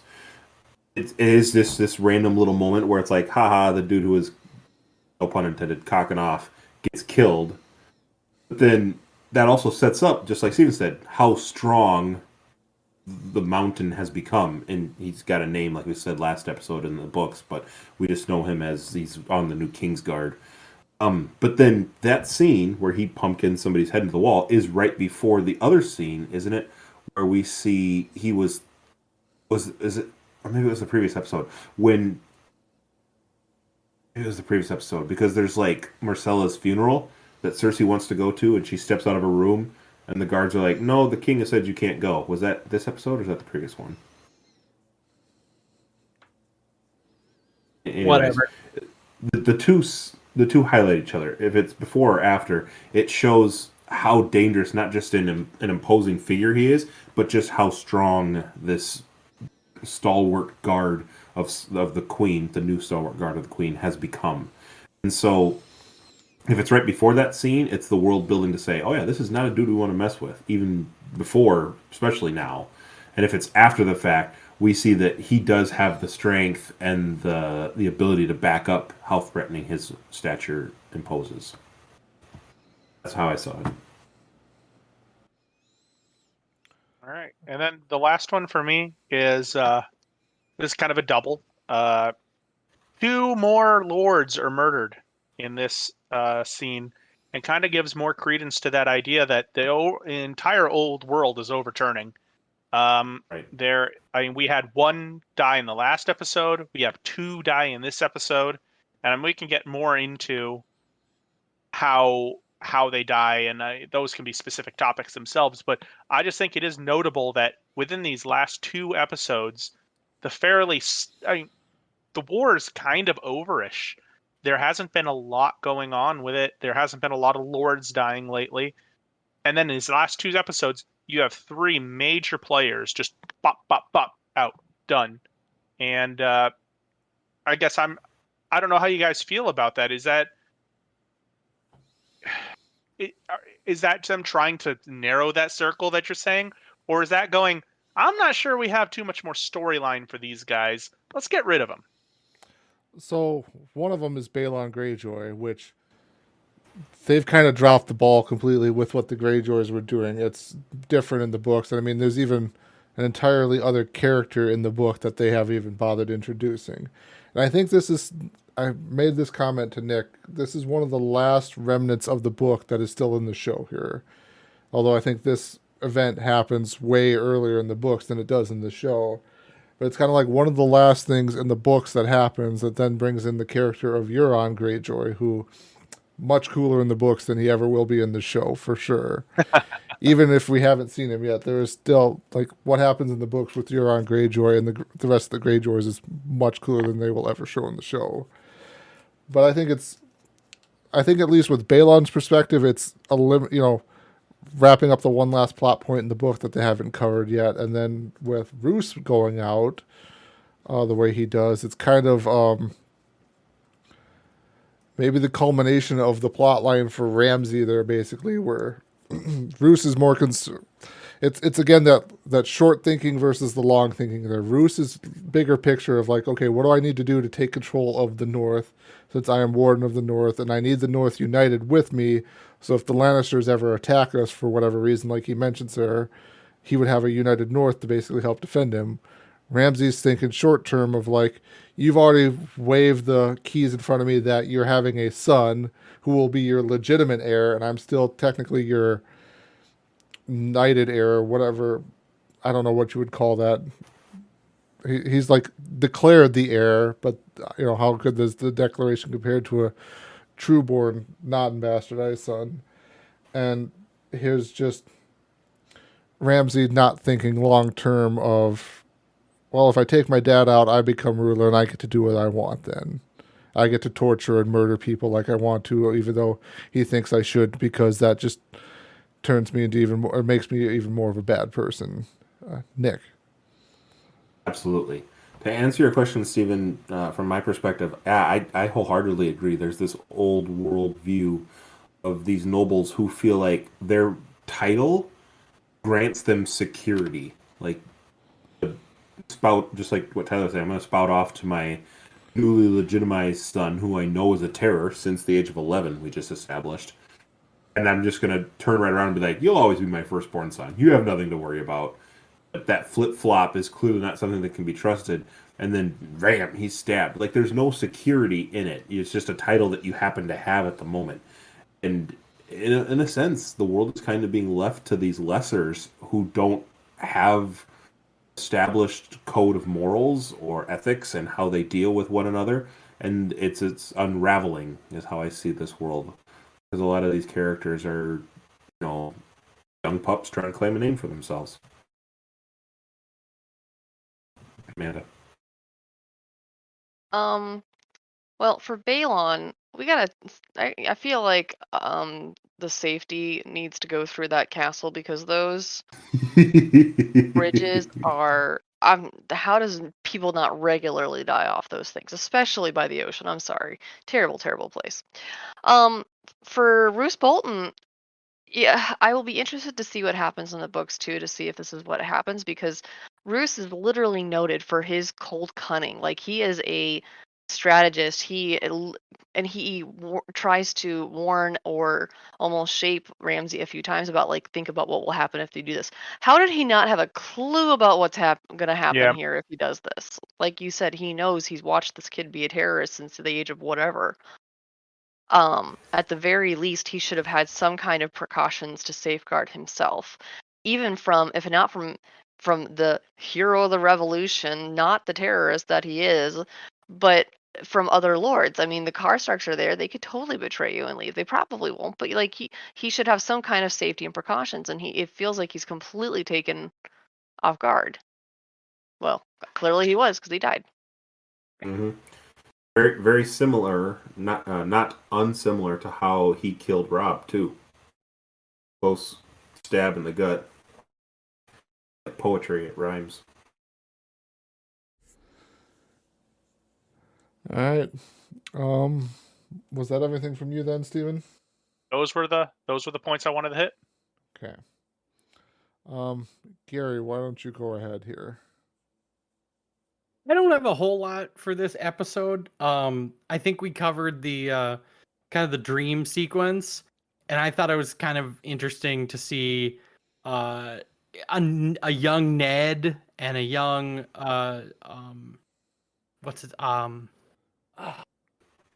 basically to see Benjen, and then also to see their sister, which I feel like until this point, I don't know if it was ever. I didn't ever feel it was clearly explained that she's the oldest child. She's the older sister, or is there an older brother too? There's an older brother that gets burned alive. Yeah. The dad. I knew that Ned Brandon. had an older brother, but I didn't remember that Lyanna was older too. So was it like Brandon, Lyanna, Ned, Benjen, and then I'm sure there's a Todd Stark in there, but or something. There's probably another sibling that's never Carl talked Stark. about. Carl. Kyle Stark. One you didn't know was going to come out of the woodwork.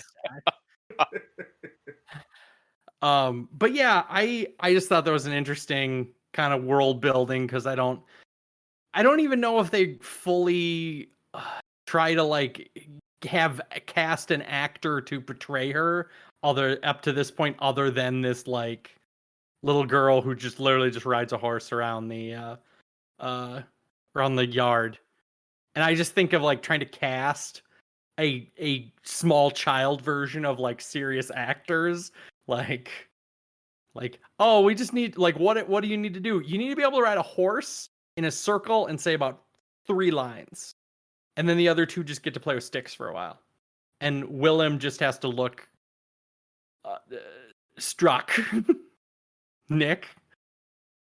2 quick things. Those of you who have read the books can interject a little bit, but it's also well documented that Lyanna was very much a tomboy, too. And so a lot of like, yeah, she just comes in and rides a horse around. Like, she's taunting, bothering her brothers on purpose.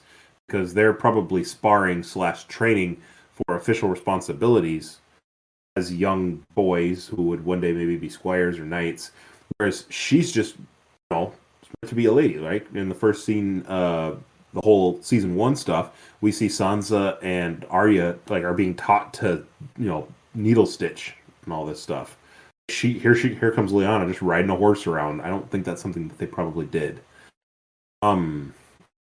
Also, the line that Ned says to his younger brother Benjen, "Keep your shield up or I'll ring your head like a bell." That's a similar line that Jon Snow says when he's sparring in Castle Black, or maybe when he's sparring in the same. When he says something very similar when he's sparring and training somebody too, and that line stuck out in my head too because like a bell kind of jarred my memory. That's very much something that has been said before by other Starks, and so again, tying back that Jon is a bastard, but he belongs in this family somehow. Seen as a member of this family. They probably have the same sword master, the same, Sure. Same sword guy, sword family. It's like poetry. So. It rhymes. All right. Anything else, Gary? What do you got, Gary? Oh shoot, I forgot it was me. And then you also get to see the reintroduction of whatever Bran's little friend is. Mira, which I also was very, very noticeable because I think as the production went, like they skipped several seasons and recorded a lot of Bran's scenes, like all concurrently, like in season 3 or 4. And then you see them now, and obviously they've aged a couple years. So yeah. And it's also just interesting seeing that dynamic, because they're just kind of like, you can sense that she just feels alone. She's just with 3 people, like, and wondering what she's been doing, what she's done with her life to get in this situation. I'll drag anything. Yeah. Yeah, and we get introduced to the Greyjoy people, which I feel like just more things just setting up episode 3. So that's all I got. All right, Amanda, what do you got for us?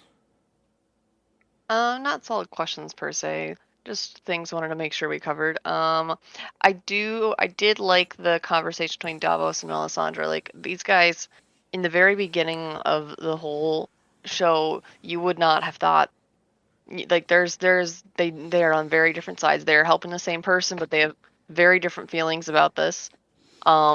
And it's interesting to see Davos like give Melisandre like a pep talk. Like, they are very, or they're it's like there are 2 things orbiting the same star with different things.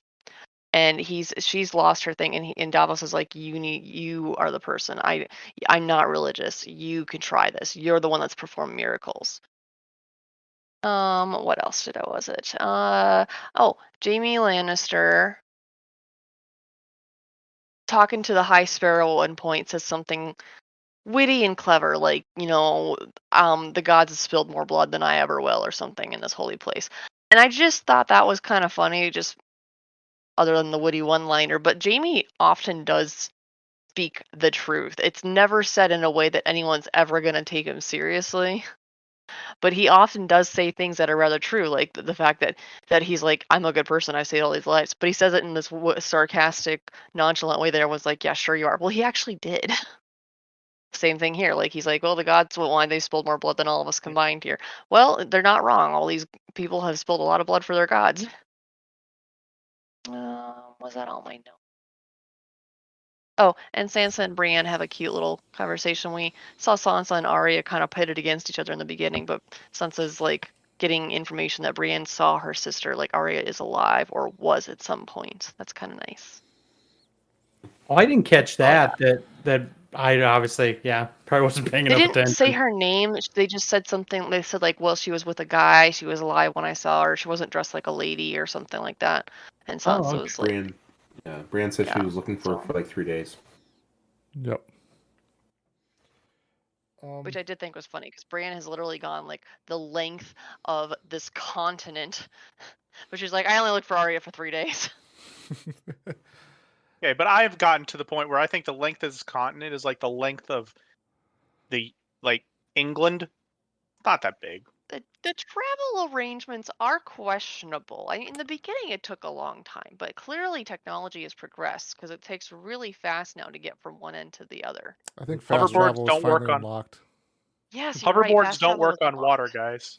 This is true. I feel like the True. continuity of travel has never been good in Game of Thrones. No. Like, it will take 30 days to get from Winterfell to King's Landing, and in the show it happens in like 1 episode. And Right, and then the next time, like later on, it just feels like, oh, we need to go to King's Landing. Oh, we're here. Yep. Yeah, that's all I had. I also want to shout out fuck Sir Alistair Thorne. He is now in chains because Davos's plan worked. This is the first Such appearance. A great scene too. Yes. The first appearance of Tyrion's line of "I drink and I know things." I wonder if we're gonna find out whether that's going to be true or not. The final point I wanted to actually touch on here, let me just double check, is Theon there. He's having a conversation with Sansa there, and we have, I think, rightfully so, been pretty critical of a lot of stuff that Theon has done in his life, so far in the show. We've been pretty critical of that for, like I said, for good reasons and everything like that. But I like this because it touches on the fact of the episode is titled Home. Theon talks about he has to return home, and he's not seeking forgiveness from Sansa. I thought that was a very good step in Theon's character arc. So I was just going to kind of throw it out there to the group of like, what did others kind of think of how that all kind of transpired there? Steven. I thought it was absolutely fantastic. I agree with you entirely. It feels, and that this is the big thing, it feels earned after everything he's gone through, after the piteous reek that he was, that we all despised, after him betraying Robb, everything like that. This feels earned, that he is getting to go back home. He's not pleading for forgiveness. He's not going to get forgiveness. He's not trying to explain away his crimes. He can't explain away his crimes, and he's not going to. He doesn't want to. He is a new and better person, and his character arc it's similar to like Jaime's character arc, right? Where he goes from this hated villain to one of the best characters in the show, and Theon does the same thing. He goes from arguably a hated person to the worst person to a new guy, and we'll have to see how it continues for him and what ends up happening with him. But it felt very nice, and like I keep hammering on, it felt earned for him to do this. Amanda? I have to agree with that. Theon, like, at this point, he knows that, like, what he's done is beyond redemption. He knows he can't just simply be forgiven. Even if he is forgiven by, like, the important people, so to say, like, there's going to be lots of others howling for, like, at the same time, he also knows that life isn't a storybook. Like, he's not just going to, like, okay, well, I guess I was wrong. I'll just die. Like, he's going to go on with his life. So he knows that he has to take himself out of the picture over here. And I thought it was a really amazing decision. What else is he supposed to do? Considering I did not like him, I hated him in the beginning. No, I Jaime hated Lannister him. like Jaime Lannister was clearly evil in the beginning. I didn't see that one coming in the beginning. But Theon, I was just like, seriously, this guy? Who would have thought?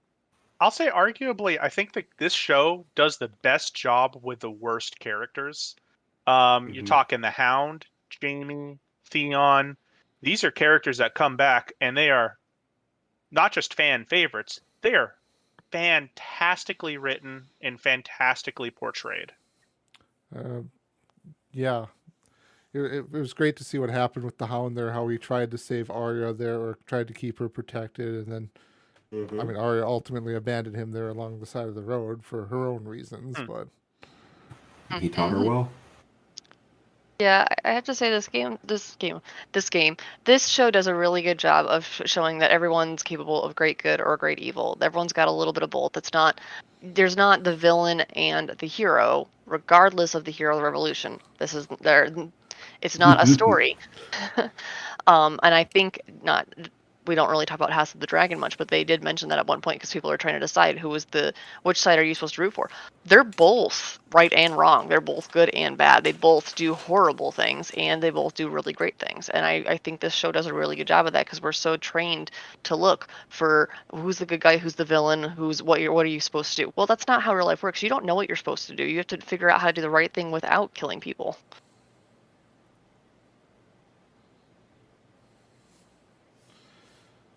all right. And then final point to touch on, Jon Snow's alive. He is back. Melisandre has brought him back from the great beyond. Boom. I love that they made this scene that everybody thinks that it doesn't work. If they had this scene play out where he sat up in the middle of her trying to bring him back, I think it wouldn't have had as much emphasis. It's one last sort of hold your breath as everybody leaves the room, and it's like, oh, dang. And we linger there, and you're like, oh, crap. Something going to happen? And, of course, the first person to notice it is probably the person who's the most in tune with Jon from the very first episode, is Ghost. Tilts his head back and then You see this little snippet at the end where he catches his breath.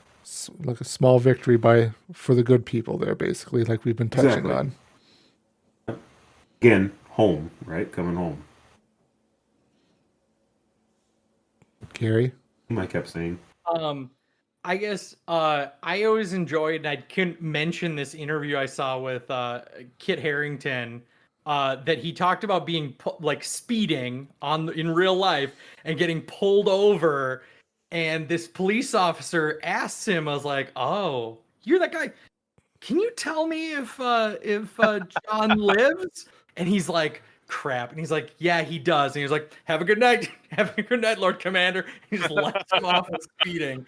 Like, that is like, I don't even think I saw it until like maybe a year ago or two, and I was like, that is a good like the power of celebrity story is that he was willing to let like a very, very like lucrative secret between two seasons, like just let it go to some random police officer to get out of a ticket. Anyway, Steven?